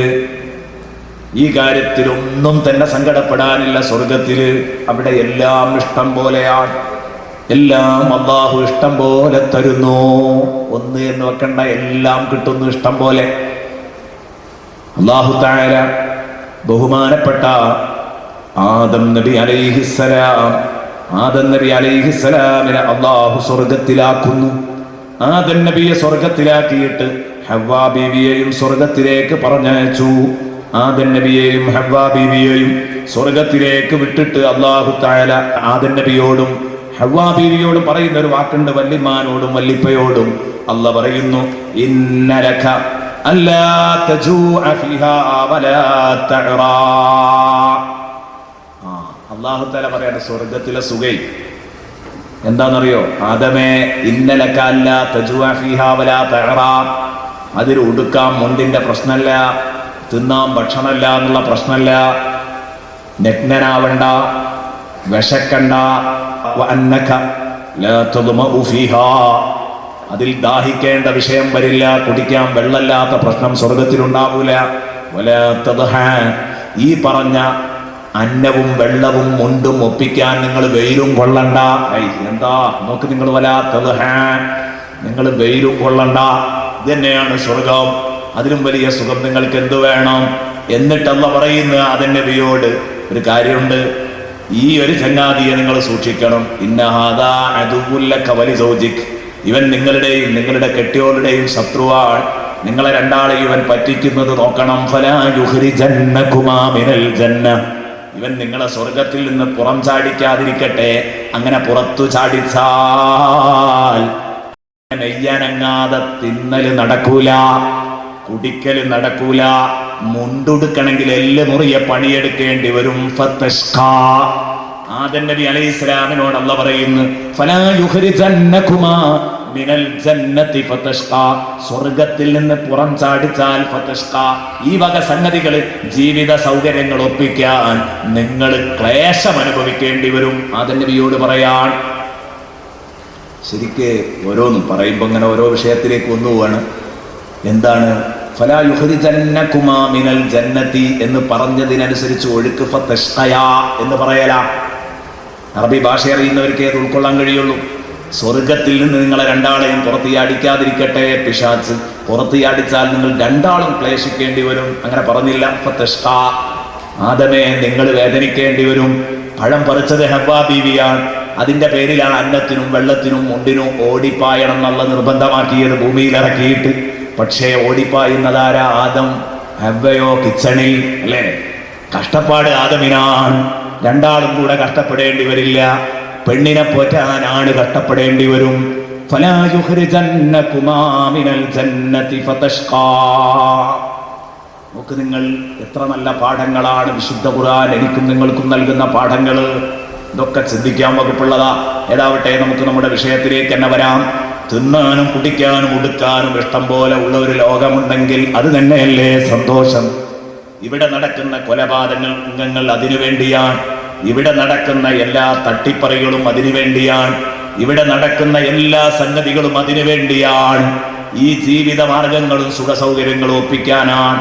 അതൊരു മുടക്കില്ലാതെ അല്ലാഹു തരുന്നു. ഇന്നാ സ്വഹാബൽ ജന്നത്തിൽ യൗമ ഫീ ശുഗ്ലിൻ ഫാകിഹൂൻ. ഇനിയോ അത് മാത്രം ഉണ്ടായാ മതിയോ? പോരാ. സന്തോഷം, ബോറടിപ്പില്ല, ഞാൻ രക്ഷപ്പെട്ടോ ഇല്ല. പിന്നെയോ വഹും വഅസ്വാജുഹും ഫീ ളിലാലിൻ അലൽ അറായികി മുത്തഖിയൂൻ. ഹും വഅസ്വാജുഹും ഫീ ളിലാലിൻ അലൽ അറായികി മുത്തഖിയൂൻ. അവരും അവരുടെ ഇണകളും തണലത്ത് അലങ്കൃത സോഫകളിൽ, ഡെക്കറേഷൻ ചെയ്തൊരുക്കിയ സോഫകളിൽ ചാരി കിടന്നുകൊണ്ട് സല്ലപിക്കുകയാണ്. അതേ, ശൃംഖരിച്ചുകൊണ്ടിരിക്കുകയാണ്. ഖുർആൻ പറയുന്നു,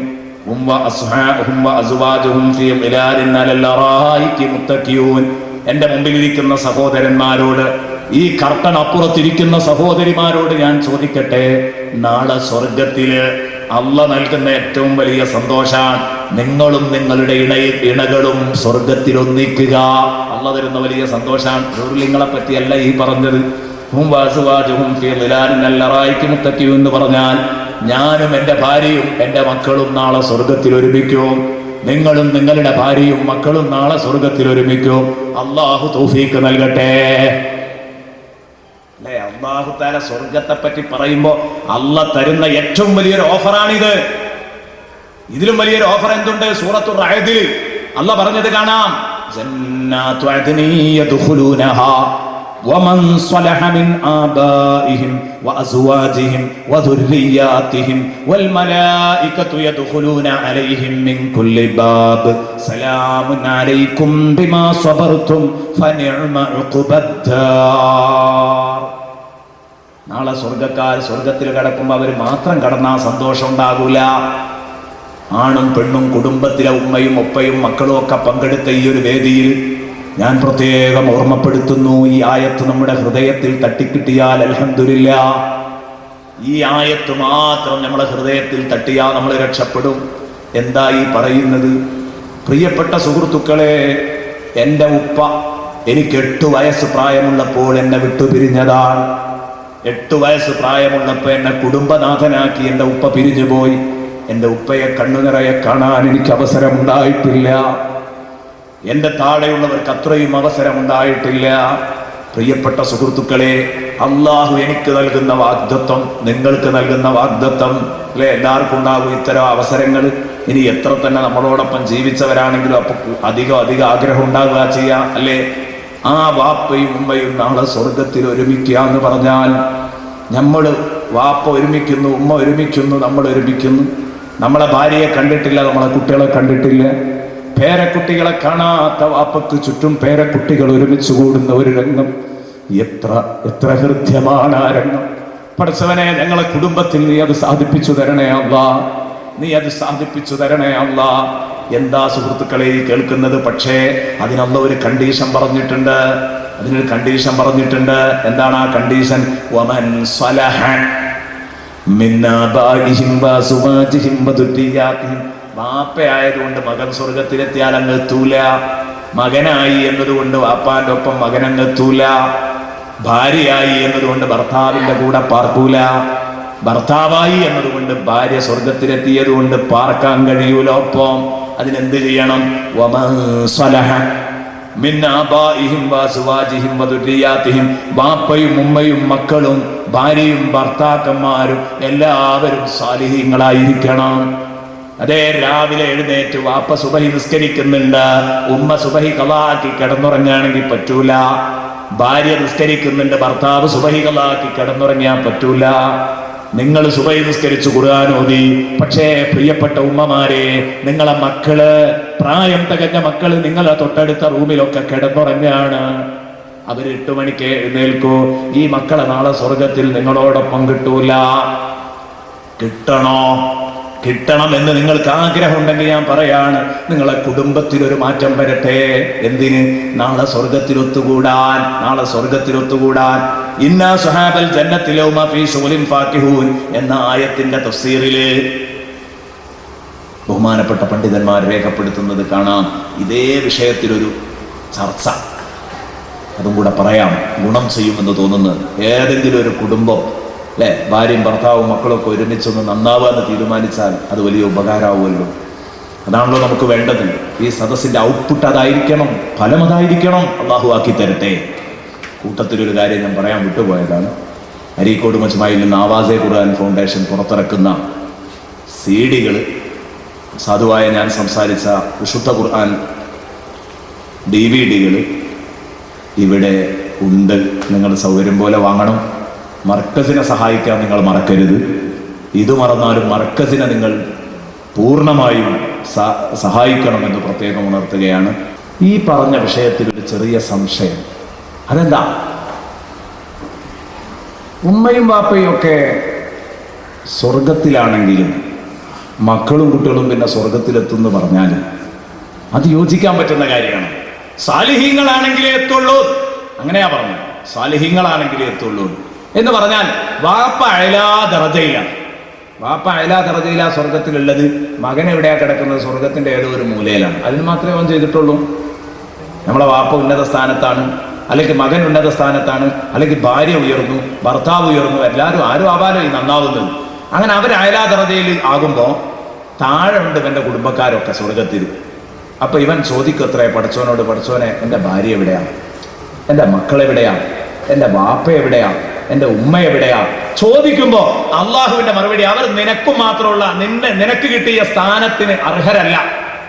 അവര് സ്വർഗത്തിലുണ്ട്, ഒരു മൂലയിൽ ഇങ്ങനെ കയറിക്കൂടി, അവിടെ തന്നെ സമൃദ്ധാണ്, അവിടെ തന്നെ എമ്പാടും എല്ലാ സുഖങ്ങളും സൗകര്യങ്ങളും ഉണ്ട്, സന്തോഷത്തോടെ അവിടെ നിന്നോ എന്ന് പറയുമ്പോ ഇവൻ പറയത്രേ, റസൂലുള്ള പറയാണ്, പഠിച്ചോനെ, എനിക്ക് എൻ്റെ കുട്ടികളെയും മക്കളെയും കാണാൻ ഞാൻ പറ്റൂല. അപ്പൊ അള്ളാഹു പറയാണ്, ഇതിപ്പോ കുഴക്കാണല്ലോ, ഇത് കുഴഞ്ഞു പോവല്ലോ. ഒന്നുകിൽ എന്ത് ചെയ്യണം? നിങ്ങളെ ഞാൻ താഴോട്ടിറക്കണം, അവരുടെ പൊസിഷനിലേക്ക് അങ്ങോട്ട് ഇറക്കണം. അത് എന്തായാലും എന്നോട് ചേർന്ന പണിയല്ല. അർഹിക്കുന്ന സ്ഥാനം തെറിപ്പിച്ച് താഴോട്ട് തരം താഴ്ത്തുക എന്നുള്ളത് എനിക്ക് പറ്റിയ പണിയല്ല. പിന്നെ എനിക്ക് കൊള്ളാവുന്ന ഒരു പണിയുണ്ട്, അക്രമുൽ അക്രമീനായ എനിക്ക് പറ്റാവുന്ന ഒരു പണി, മാന്യനായ എനിക്ക് പറ്റാവുന്ന ഒരു പണി. അതെന്താ? അവരർഹിക്കാത്തത് അവർ കൊടുക്കുക, പ്രമോഷൻ കൊടുക്കുക. അവരിതിന് അർഹരല്ല, പക്ഷെ കയറ്റം കൊടുക്കുക. അവരെ പ്രൊമോട്ട് ചെയ്ത് ഇങ്ങോട്ട് കൊണ്ടുവരിക, അവർക്ക് പ്രമോഷൻ നൽകി കയറ്റം കൊടുത്ത് ഇങ്ങോട്ട് കൊണ്ടുവരിക. അത് ഉദാരനായ എന്നെ സംബന്ധിച്ചിടത്തോളം അത് സാധ്യമാണ്. അതുകൊണ്ട് ഞാൻ അവരെയൊക്കെ ഇങ്ങോട്ട് കൊണ്ടുവരാം. അങ്ങനെ കുട്ടികളും മക്കളും എല്ലാം ഈ സ്വാലിഹായ വാപ്പന്റെ അടുത്തേക്ക് എത്തിക്കും, ഉമ്മന്റെ അടുത്തേക്ക് എത്തിക്കും, മകന്റെ അടുത്തേക്ക് എത്തിക്കും. അള്ളാഹുവെ, ഞങ്ങളെ കുടുംബത്തിൽ റഹ്മാനായ റബ്ബെ, എല്ലാവർക്കും സ്വന്തമായി സ്വർഗത്തിൽ കടക്കാനുള്ള വകുപ്പ് നീ നൽകണേ അല്ലാഹ്. എന്നിട്ട് ഇങ്ങനെ ഏതോ ഒരു സാലിഹിന്റെ സഹായത്തോടെ എല്ലാവരും ഒരു റൂമിൽ ഒരു തീന്മേശക്ക് ചുറ്റും ഒരുമിക്കാനുള്ള ഭാഗ്യം നീ നൽകണേ അല്ലാഹ്. സുഹൃത്തെ, ഇത് ചെറിയ സംഗതിയല്ല.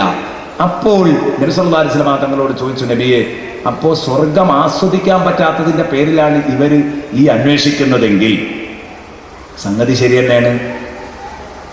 തന്നെയാണ്. മകൻ ജയിലിലാണെങ്കിൽ ഉമ്മക്ക് 4 നേരം ബിരിയാണി വിളമ്പിക്കൊടുത്തിട്ട് ഉമ്മക്ക് തൃപ്തിയാവുമോ? മകൻ ജയിലിലാണെങ്കിൽ. എന്നതുപോലെ മകൻ നരകത്തിലായിട്ട് വാപ്പാക്ക് എന്ത് സ്വർഗം എന്നൊരു ചോദ്യം അവിടെ വരുന്നില്ലേ? അതുകൊണ്ടാണ് ഈ ചോദിച്ചത്, ഈ ഒപ്പം കൂട്ടിയതൊക്കെ. പക്ഷെ നരകത്തിലായാലും തന്നെയല്ലേ ഗതി. പക്ഷെ ഖുർആൻ പറഞ്ഞത് സ്വാലിഹാവണം, സ്വർഗത്തിൽ എത്താൻ സ്വന്തം വകയിൽ വേണം, എന്നാൽ ഈ പ്രമോഷൻ കിട്ടും. പക്ഷെ അതിനെ അഡ്മിഷൻ ഉള്ളത് അവൻ സ്വന്തം വകയിൽ ഉണ്ടാക്കണം. നമ്മളെ പ്രശ്നം ഇപ്പം അതാണ്. അഡ്മിഷൻ തന്നെ വകുപ്പുണ്ടോ എന്നുള്ള ഉറപ്പാപ്പുള്ളത്. സ്വർഗത്ത് കടക്കാൻ എന്താ മാർഗം? അതാ ചിന്തിക്കേണ്ടത്. പക്ഷേ ഈ പുറത്തുള്ളവരെ കാര്യത്തിലും ഇങ്ങനെ ഉണ്ടാവില്ല നബിയെ എന്നൊരു ചോദ്യം ചോദിച്ചു സഹാബത്ത്. നരകത്തിലായി പോയ ആളുകളുടെ പേരിലൊക്കെ അപ്പം ഇവർക്ക് സ്വർഗം ആസ്വദിക്കാൻ കഴിയുമോ? നബി പറഞ്ഞു, ഇന്ന അസ്ഹാബൽ ജന്നത്തിൽ യൗമ ഫീ ശുഗ്ലിൻ ഫാകിഹൂൻ. സങ്കടം എന്ന് പറഞ്ഞ സംഗതിയേ ഉണ്ടാവൂല സ്വർഗത്തിലെ. പിന്നെ എങ്ങനെയാണത്? അപ്പൊ നബി സല്ലല്ലാഹു അലൈഹി വസല്ലം പറഞ്ഞു, അതിന് കാരണം എന്താണെന്നറിയോ? അങ്ങനെ ഒരു കുട്ടി, അങ്ങനെ ഒരു വാപ്പ, അങ്ങനെ ഒരു ഉമ്മ നരകത്തിലായി പോയാൽ അങ്ങനെ ഒരു ബന്ധുവിനെ കുറിച്ചുള്ള ഓർമ്മ തന്നെ അങ്ങ് നഷ്ടപ്പെട്ടു ഇയാൾക്ക്, മതിയല്ലോ. അപ്പൊ ഇയാൾക്ക് സ്വർഗ്ഗം ആസ്വദിക്കുന്നതിന് തടസ്സമല്ല എന്ന് പറഞ്ഞാൽ, എന്റെ വാപ്പ നരകത്തിലാണെങ്കിൽ അങ്ങനെ ഒരു വാപ്പ ഉള്ളത് എനിക്ക് ഓർമ്മ വരൂല, ഞാൻ നരകത്തിലാണെങ്കിൽ അങ്ങനെ ഒരു മോനുള്ളത് എന്റെ വാപ്പാക്ക് ഓർമ്മ വരൂല. ഇതെന്താ പ്രിയപ്പെട്ട സഹോദരങ്ങളെ? അപ്പൊ എന്റെ വാപ്പക്കും ഉമ്മക്കും എനിക്കും തടസ്സമല്ല സ്വർഗം ആസ്വദിക്കാൻ. അള്ളാഹു കുടുംബ സമേതം നമ്മളെ സ്വർഗത്തിൽ എത്തിച്ചു തരട്ടെ. അള്ളാഹു കുടുംബ സമേതം നമ്മെ സ്വർഗത്തിൽ എത്തിച്ചു തരട്ടെ. ഇത് ഖുർആനാണ്. സൂറത്തുർ റഅദ് മറിച്ചു നോക്ക്.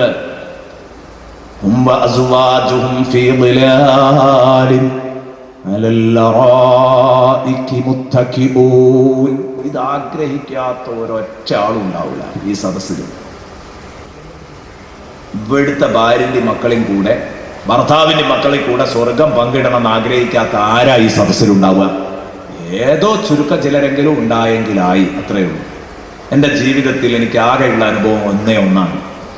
ഞാൻ ഈ ഒരു വിഷയം ഒരു സ്ഥലത്ത് പറഞ്ഞപ്പോൾ, ഹൂറുലിങ്ങളെക്കാൾ മഹത്വമുള്ളത് ദുനിയാവിലെ പെണ്ണുങ്ങൾക്കാണ്. ഹൂറുലിങ്ങൾ ദുനിയാവിൽ സ്വർഗത്തിന്റെ ചന്തത്തിന് വേണ്ടി മാത്രം അള്ളാഹു ഒരുക്കി വെച്ചത്, അഴകിന് വേണ്ടി. സൗന്ദര്യത്തിന്റെ പ്രതീകം പെണ്ണായതുകൊണ്ട് അത് പരാമർശിച്ചു എന്ന് മാത്രം. ഏതാകട്ടെ, അവിടുത്തെ ഏറ്റവും ആകർഷകമായ ഇണകള് അവർ ഇഹലോക തരുണികളാണ്. അവരെ വെല്ലാൻ പറ്റുന്ന ആരും അവിടെ ഇല്ല. നബി സല്ലല്ലാഹു അലൈഹി വസല്ലം പറഞ്ഞു, അടിവസ്ത്രവും മുകൾ വസ്ത്രവും തമ്മിലുള്ള വ്യത്യാസമുണ്ട് ഹൂറുലീനും നിസാഉദ്ദുനിയയും തമ്മിൽ. എന്ന് പറഞ്ഞാൽ അടിവസ്ത്രം അഴുകിയാലും ഒരു പക്ഷേ ഇടും, അല്ലേ? അടിവസ്ത്രം എന്ന് പറഞ്ഞാൽ ബനിയൻ ഉദാഹരണം എടുത്തോ. ആ ബനിയൻ ഒന്ന് അഴുക്ക് പിടിച്ചാലും ഇട്ടേക്കാം, ഒരോട്ട വീണാലും ഇട്ടേക്കാം. ഉള്ളിലായതുകൊണ്ട്, ആരും കാണാത്തതായതുകൊണ്ട് പുറത്തുള്ള ഡ്രസ്സ് എപ്പോഴും ക്ലീൻ ആയിരിക്കും. അപ്പോ നബി സല്ലല്ലാഹു അലൈഹി വസല്ലം തങ്ങൾ പറഞ്ഞു, കഫളിൽ ളിഹാറത്തി അലൽ ബിത്വാന, മേൽ വസ്ത്രത്തിന് അടിവസ്ത്രത്തിനുള്ളതിനേക്കാൾ മഹത്വമുണ്ട് നിസാഉദ്ദുനിയക്ക് ഹൂറുലിങ്ങളെക്കാൾ എന്ന് പറഞ്ഞാൽ അത്രയും ഉഷാറായിരിക്കും അവര്. ഇത് ദുനിയാവിലെ പെണ്ണുങ്ങൾ, ദുനിയാവിലെ പെണ്ണുങ്ങളെ മഹത്വം.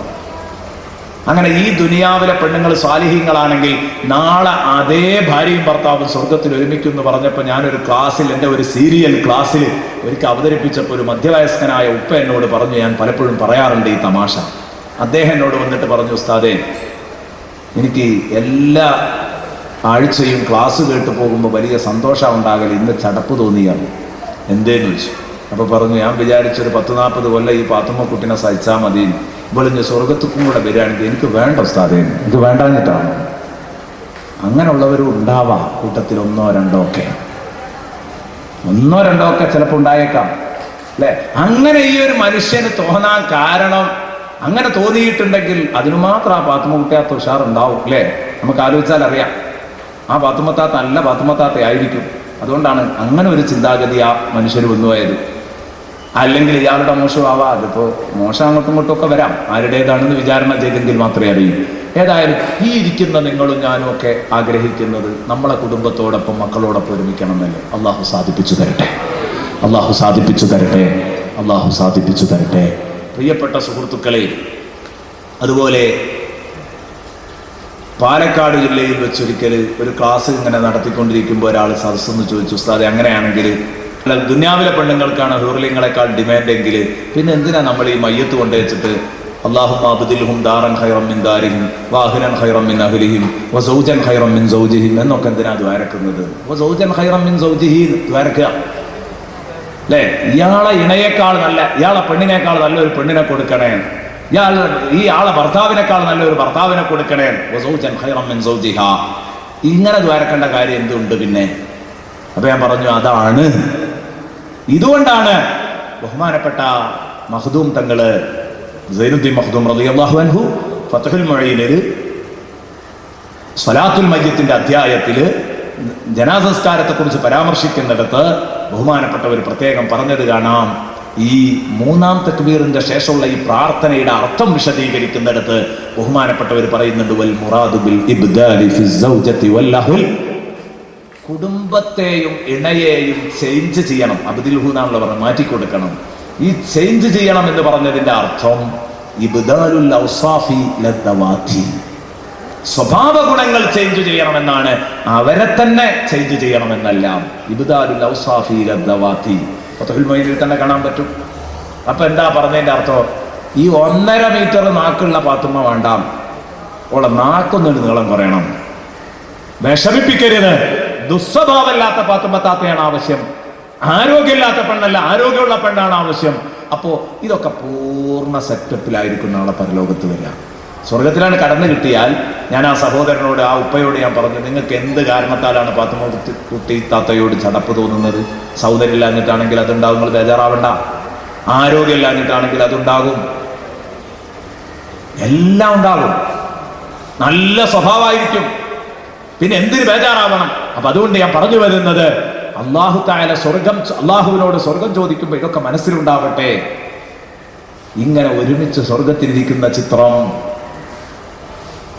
ലഹും ഫീഹാ ഫാകിഹത്തുൻ വലഹും മാ യദ്ദഊൻ. അവരും അവരുടെ ഇണകളും തണലത്ത് അലങ്കൃത സോഫകളിൽ ഇരുന്ന് സൊള്ളിക്കൊണ്ടിരിക്കും എന്ന് നേരത്തെ പറഞ്ഞു. തണലത്ത് അലങ്കൃത സോഫകളിൽ പാർക്കുകളിലൊക്കെ പോയി കണ്ടവരുണ്ടാകും ഒരുപക്ഷെ കൂട്ടത്തിൽ. ഇണകൾ വേർപിരിഞ്ഞിരുന്ന് പാർക്കുകളിലെ ചാരുമഞ്ചങ്ങളിൽ വേർപിരിഞ്ഞിരുന്ന് അതാ മണിക്കൂറുകളോളം ശൃംഗരിക്കുന്നു. അതാ ഒരുപാട് നേരം അവർ തമാശയും പറഞ്ഞിരിക്കുന്നു. സമയം പോയതറിഞ്ഞില്ല. അതേ, ഇതെന്തിനാ ഞാൻ പറഞ്ഞത്? ഇതൊരു സുഖമുള്ള വേലയാണെന്ന് പഠിക്കാൻ വേണ്ടി പറഞ്ഞതാണ്. അതാണ് നാളെ സ്വർഗത്തിലെ സുഖം അല്ല പറയുന്നത്. പക്ഷേ ദുനിയാവിലെ പാർക്കുകൾ, ഇത്തരം പാർക്കുകളിലുള്ള ഇരുത്തം ഒരു പക്ഷേ നിയന്ത്രിക്കേണ്ടി വരും. എങ്കിലേ നാളെ സ്വർഗത്തിൽ പോയി സുന്ദരമായി ഇരിക്കാൻ പറ്റൂ. ലഹും ഫീഹാ ഫാകിഹത്തുൻ വലഹും മാ യദ്ദഊൻ. അവർക്ക് സ്വർഗത്തിൽ അവരാഗ്രഹിക്കുന്നത് എന്തും കിട്ടും. എല്ലാ തരം ഫ്രൂട്ടുകളും അവർക്ക് അവിടെ ലഭ്യമാണ്. അല്ലാഹുമ്മ അദ്ഖിൽനിൽ ജന്നത യാ റബ്ബൽ ആലമീൻ. പടച്ചോനെ, എന്നെ സ്വർഗത്തിൽ കടത്തണേ എന്ന് പറയുമ്പോൾ ഇതൊക്കെ എൻ്റെ പ്രിയപ്പെട്ട സുഹൃത്തെ ഹൃദയത്തിലുണ്ടാവണം എന്ന് പറഞ്ഞാൽ തിന്നാനും കുടിക്കാനും എന്തൊക്കെ വേണോ അതൊക്കെ ഉണ്ട്. വലഹുമ്മ യദ്ദഊൻ. ഇനി ചോദിക്കരുത് സ്വർഗത്തിൽ എന്താ ഉള്ളത്, എല്ലാറ്റിനും ഉത്തരായി. വലഹുമ്മ യദ്ദഊൻ. ചോദിക്കുന്നതൊക്കെ കിട്ടും. ഇനി അതുണ്ടോ ഇതുണ്ടോ മറ്റതുണ്ടോ എന്ന് ചോദിക്കാനില്ല, എല്ലാമായി. ഇനി ഒരൊറ്റ ചോദ്യത്തിനേ ചാൻസ് ഉള്ളൂ. ഈ സുഖ സൗകര്യങ്ങളൊക്കെ വല്ലപ്പോഴും നഷ്ടപ്പെടുമോ? മറുപടി അടുത്ത ആയത്തിൽ, സലാമുൻ ഖൗലം മിർ റബ്ബിർ റഹീം. 100% സുഖ സൗകര്യത്തിൽ ജീവിക്കുന്ന ഒരാളോട്, ആചാര്യ എന്തൊക്കെ വിശേഷം എന്ന് ചോദിച്ചാൽ, നല്ല സുഖാണ് ഉസ്താദേ, നിലനിൽക്കാൻ നിങ്ങൾ ദ്വാരക്കണം എന്ന് പറയും. നിലനിൽക്കാൻ നിങ്ങൾ ദ്വാരക്കണം. കാരണം ഇന്നലെ വരെ പറന്ന് നടന്നവൻ ഇന്ന് സൈഡായി കിടക്കുന്നതാ കാണുന്നത്. തകർന്നിട്ട് ബിസിനസ് തകർന്നു, എല്ലാം തകർന്നു പോയി. അതുപോലെ തന്നെ ഇന്നലെ വരെ പറന്നു കിടന്ന, ആരോഗ്യം കൊണ്ട് പറന്നു നടന്നവൻ അവൻ ഇന്ന് കുഴഞ്ഞു കിടക്കുന്നതാ കാണുന്നത്. അപ്പൊ എന്തുണ്ടായാലും ഇത് നാളെ കിട്ടുമെന്ന് ഉറപ്പില്ലല്ലോ. അതുകൊണ്ട് ദ്വാരക്കണം എന്ന് പറയും. നിലനിൽക്കാൻ ദ്വാരക്കണം എന്ന് പറയും എല്ലാ സുഖമുള്ളവരും. അങ്ങനെ ഒരാളെ കാണാൻ വലിയ പ്രയാസമായിരിക്കും എല്ലാ സുഖമുള്ളവര് ദുനിയാവിൽ. എന്നാലും അവർ പറയാതാണ്. എന്നാൽ നാളെ പരലോകത്ത് നിലനിൽക്കുമോ എന്നുള്ള ഭീഷണിയില്ല.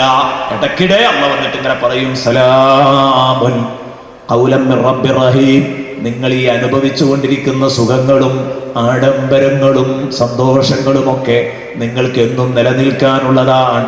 റബ്ബിന്റെ ഭാഗത്ത് നിന്ന്, കരുണക്കടലായ റബ്ബിൽ നിന്ന് സമാധാനത്തിന്റെ, ശാന്തിയുടെ, രക്ഷയുടെ, സമാധാനത്തിന്റെ മന്ത്രങ്ങൾ ഇടയ്ക്കിടെ വന്നുകൊണ്ടിരിക്കുമോ.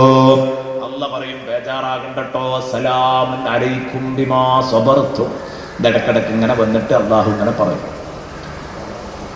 നിങ്ങൾ രക്ഷപ്പെട്ടു, നിങ്ങൾക്ക് സമാധാനാണ്, ഇനി നിങ്ങൾക്കൊരു ടെൻഷനും ഇല്ല. അള്ളാന്റെ ആ ഒരു വാക്ക് കേൾക്കുമ്പോൾ ഹബീബായ റസൂലുള്ള പറയാൻ, സലാമുൻ ഖൗലം മിർ റബ്ബിർ റഹീം എന്ന വാക്കിനെ മുഅ്മിനീങ്ങൾ എങ്ങനെയാണ് അത് എൻജോയ് ചെയ്യുക എന്ന് നിങ്ങൾക്കറിയോ? റസൂലുള്ള പറയാൻ, അത് മുഅ്മിനീങ്ങൾ എങ്ങനെയാ ആസ്വദിക്കുക എന്നറിയോ? അള്ളാഹുവിന്റെ റസൂല് പറഞ്ഞു, വിഷയ സുഖം ആസ്വദിച്ചു കൊണ്ടിരിക്കുന്നവർ, ഭാര്യ ഭർത്താക്കന്മാർ പരസ്പരം വിഷയസുഖം ആസ്വദിക്കുന്ന സമയമാണെങ്കിൽ ആ സമയത്താണ് റബ്ബിൽ നിന്ന് ഈ സുന്ദരമായ വചനം സ്വർഗത്തിലേക്ക് എത്തുന്നതെങ്കിൽ അവരനുഭവിച്ചു കൊണ്ടിരിക്കുന്ന വിഷയസുഖമടക്കം മറന്നുപോകുമെന്ന് മുഹമ്മദുർ റസൂലുള്ളാഹി എന്ന് പറഞ്ഞാൽ അത്രയും സുഖമുള്ള കാര്യമാണ് ഇത്. അള്ളാഹുവിൽ നിന്നൊരു സലാം കിട്ടുക. സലാമുൻ ഖൗലം മിർ റബ്ബിർ റഹീം. പ്രിയപ്പെട്ട സുഹൃത്തെ, സ്വർഗം ചോദിക്കുമ്പോൾ മനസ്സിൽ വേണം, അവസാനത്തെ പത്തിലേക്ക് കയറാൻ സ്വർഗം ചോദിക്കുന്ന നാളുകൾ വരികയാണ്. സമയം നഷ്ടപ്പെടുത്തരുത്. നിസ്കരിക്കുമ്പോൾ ഫർള് നിസ്കരിക്കുമ്പോ, ജമാഅത്തായി നിസ്കരിക്കുമ്പോ ഇമാമ് മറന്നില്ലെങ്കിൽ ഒരു 3 തവണ ഒഴിവാക്ക്. ഈ സ്വഭാവം ഒഴിവാക്കണം. അപ്പോൾ ചൊല്ലണം. പ്രധാനപ്പെട്ട സമയമായതുകൊണ്ട് എന്തായാലും ചൊല്ലണം. പക്ഷേ അതല്ലാത്ത സമയത്ത് വെറുതെ നിൽക്കുമ്പോഴൊക്കെ ഈ ഓരോ 10ലെയും ദിക്ർ ഇങ്ങനെ ചൊല്ലാം. അല്ലാഹുമ്മ അഅ്തിഖ്നി മിനന്നാർ വഅദ്ഖിൽനിൽ ജന്നത യാ റബ്ബൽ ആലമീൻ. റോഡിലൂടെ നടക്കുമ്പോൾ ചൊല്ലിക്കൂടെ? വണ്ടി ഓടിക്കുന്ന ഡ്രൈവർക്ക് ചൊല്ലിക്കൂടെ? ഒന്നിനും തടസ്സമില്ലല്ലോ, ഒന്നിനും തടസ്സമല്ല. വെറുതെ ഒഴിഞ്ഞു നിൽക്കുകയല്ലേ? മുറ്റം അടിച്ചു വാരുന്നവന് ചൊല്ലിക്കൂടെ? പ്രിയപ്പെട്ട സഹോദര, ഈ ഓഫീസിൽ ഡ്യൂട്ടി നിർവഹിക്കുന്നവർ ഇത് ചൊല്ലിക്കൂടെ? അത് മുടക്കില്ലാതെ അങ്ങനെ കിട്ടും. പ്രിയപ്പെട്ട സഹോദരങ്ങളെ, ഞാൻ ഒരുപാട് കാര്യങ്ങൾ പറയണമെന്ന് കരുതിയാൽ തുടങ്ങിയത്. പക്ഷെ സമയം നോക്കുമ്പോൾ സമയം കഴിഞ്ഞുപോയി. അതുകൊണ്ട് ഒറ്റ കാര്യം കൂടെ, നരകം. ആ നരകത്തെ അള്ളാഹു വിശേഷിപ്പിച്ചത് മാത്രം ഒന്ന് പരിചയപ്പെടുത്തുന്നു. വംതാസുൽ യൗമ അയ്യുഹൽ മുജ്രിമൂൻ. സ്വർഗക്കാരെ അള്ളാഹു സ്വർഗത്തിലേക്ക് കടത്തിവിടുമ്പോൾ, നരകക്കാര് ഓടി വരും. അവരൊറ്റ ആയത്തെ പറയുന്നുള്ളൂ, ബാക്കിയുള്ളതൊക്കെ തൽക്കാലം മാറ്റി വെക്കുന്നു. നരകക്കാരൻ ചുളുവിൽ കയറാനുള്ള ശ്രമം നടത്തും. ചുളുവിൽ കയറാനുള്ള ശ്രമം നടത്തുമ്പോൾ അള്ളാഹു മലക്കുകളോട് പറയും, മലക്കുകളെ, കുറ്റവാളികൾ ചുളുവിൽ കയറാൻ നോക്കുന്നുണ്ട്, അവരെ ആട്ടിവിടണം. ആ സമയത്ത് അതാ ഒരു അനൗൺസ്മെന്റ് വരുന്നു അവിടെ. എന്താണത്? വംതാസുൽ യൗമ, ഇന്നു നിങ്ങൾ വേറിട്ടു നിൽക്കണം. അയ്യുഹൽ മുജ്രിമൂൻ, ഓ കുറ്റവാളികളെ, സെപ്പറേറ്റ്, വെവ്വേറെ നിൽക്ക്. വേറിട്ട് നിൽക്ക്. ഒരു നിർവാഹമില്ല. ഈ കൂട്ടത്തിൽ കൂടരുത്, നിങ്ങൾ വേറെ നിൽക്ക്. അങ്ങനെ വേറെ നിന്നിട്ട് വരാൻ പോകുന്ന അപകടകരമായ രംഗങ്ങളിൽ നിന്ന് എങ്ങനെ രക്ഷപ്പെടാം എന്ന് കൂടിയാലോചിക്കുന്നു. ഇവിടെ കുറ്റവാളികൾ ഒരുമിച്ച് രക്ഷപ്പെട്ടാ ബുദ്ധിമുട്ടാ. അവർ കൂടിയാലോചിക്കും നിയമത്തിന്റെ കുരുക്കിൽ നിന്ന്, നിയമപ്പഴുതുകളിലൂടെ എങ്ങനെ രക്ഷപ്പെടണം അവരാലോചിക്കും. അതിന് മാർഗം കാണും. ഒരാൾ മാത്രം ആലോചിച്ചാൽ മാർഗം കിട്ടൂല. 2 ആൾ കൂടിയാൽ ചെറിയ സമാധാനം. റബ്ബിന്റെ കോടതിയിൽ അതൊന്നും നടക്കൂല. എന്നാലും ആ ആലോചനാ സമയത്തെങ്കിലും ചെറിയൊരു സമാധാനം ഉണ്ടാവുമല്ലോ. അപ്പോഴാ മലക്കുകൾ വന്നിട്ട് കൂട്ടം കൂടി നിൽക്കുകയാണെങ്കിൽ അവിടെ വന്നിട്ടങ്ങ് അടിച്ച് ഓടിക്കും. ഹലോ കുറ്റവാളികളെ, നിങ്ങളോടല്ലേ പറഞ്ഞത് വേറിട്ട് ഒറ്റക്ക് നിൽക്ക്. അങ്ങനെ പടച്ച റബ്ബിന്റെ കോടതിയില്, മഹ്ശർ മരുഭൂമിയില്, പ്രിയപ്പെട്ട സുഹൃത്തുക്കളെ, അറഫ മരുഭൂമിയായിരിക്കും മഹ്ശർ മരുഭൂമി എന്നൊരു അഭിപ്രായമുണ്ട്. ആവാം, അതല്ല വിഷയം. എവിടെയായാലും ശരി, മഹ്ശർ മരുഭൂമിയില് അതാ മേലോട്ട് കണ്ണും നട്ട് നോക്കി നിൽക്കുന്ന ഒരു രംഗമുണ്ട്. പടച്ചോനെ, എനിക്ക് വരാനുള്ള രംഗങ്ങളെ ഞാൻ എങ്ങനെ അതിജയിക്കും? അല്ലാഹുവേ, ഒറ്റക്ക് ഇങ്ങനെ ചിന്തിച്ച് കണ്ണീരൊലിപ്പിച്ചു നിൽക്കുന്ന ഒരു സമയം. എത്ര തവണ അറഫയിൽ ചെന്നു നിൽക്കാൻ ഭാഗ്യം കിട്ടിയിട്ടുണ്ട്. ഈ കൂട്ടത്തിലുള്ള പല സഹോദരനും സഹോദരിക്കും കൂട്ടപ്രാർത്ഥനകളിലൊക്കെ കൂടി ഒറ്റക്കൊരൽപ്പം വെയിലുകൊണ്ട് അറഫയുടെ ഏതെങ്കിലും ഭാഗത്തേക്ക് നീങ്ങിയിട്ട് ഏതെങ്കിലും ഒരു പാറപ്പുറത്തൊരു കല്ലിനു മുകളിൽ കയറി നിന്നിട്ട് അല്ലാഹ് എന്ന് കരുതി മേലോട്ട് നോക്കി നിന്ന് വരാനുള്ള ഒരു ദിവസത്തെ കുറിച്ച് പടച്ചോനെ, ഈ ഭൂമി തന്നെയാകുമോ, ഈ ഒരു മൈതാനം തന്നെയാകുമോ? ആ മൈതാനം സംശയമുണ്ട്. അങ്ങനെയാണെങ്കിൽ ഒന്ന് ആലോചിക്കുക പടച്ചോനെ. ഇതായാലും എവിടെയായാലും ഞാൻ ഇതുപോലെ എൻ്റെ സ്വന്തം ഭാവിയെ കുറിച്ച് മേലോട്ട് നോക്കുന്ന ഒരു രംഗം വരാനുണ്ടല്ലോ. പൊട്ടിക്കരഞ്ഞു പറഞ്ഞാൽ അറഫയിൽ നിന്ന് ദുആ ചെയ്തവന് അവന്റെ പ്രാർത്ഥന സ്വീകരിച്ചിട്ടുണ്ടോ എന്ന് സംശയിക്കുന്നത് പോലും വലിയ പാപമാണെന്ന് സയ്യിദുനാ റസൂലുള്ളാഹി. അറഫേന്ന് ദുആ ഇരുന്നിട്ട് എൻ്റെ ദുആ അല്ലാഹു സ്വീകരിച്ചിട്ടുണ്ടോ എന്ന് ആലോചിക്കുന്നത് തെറ്റാണ്.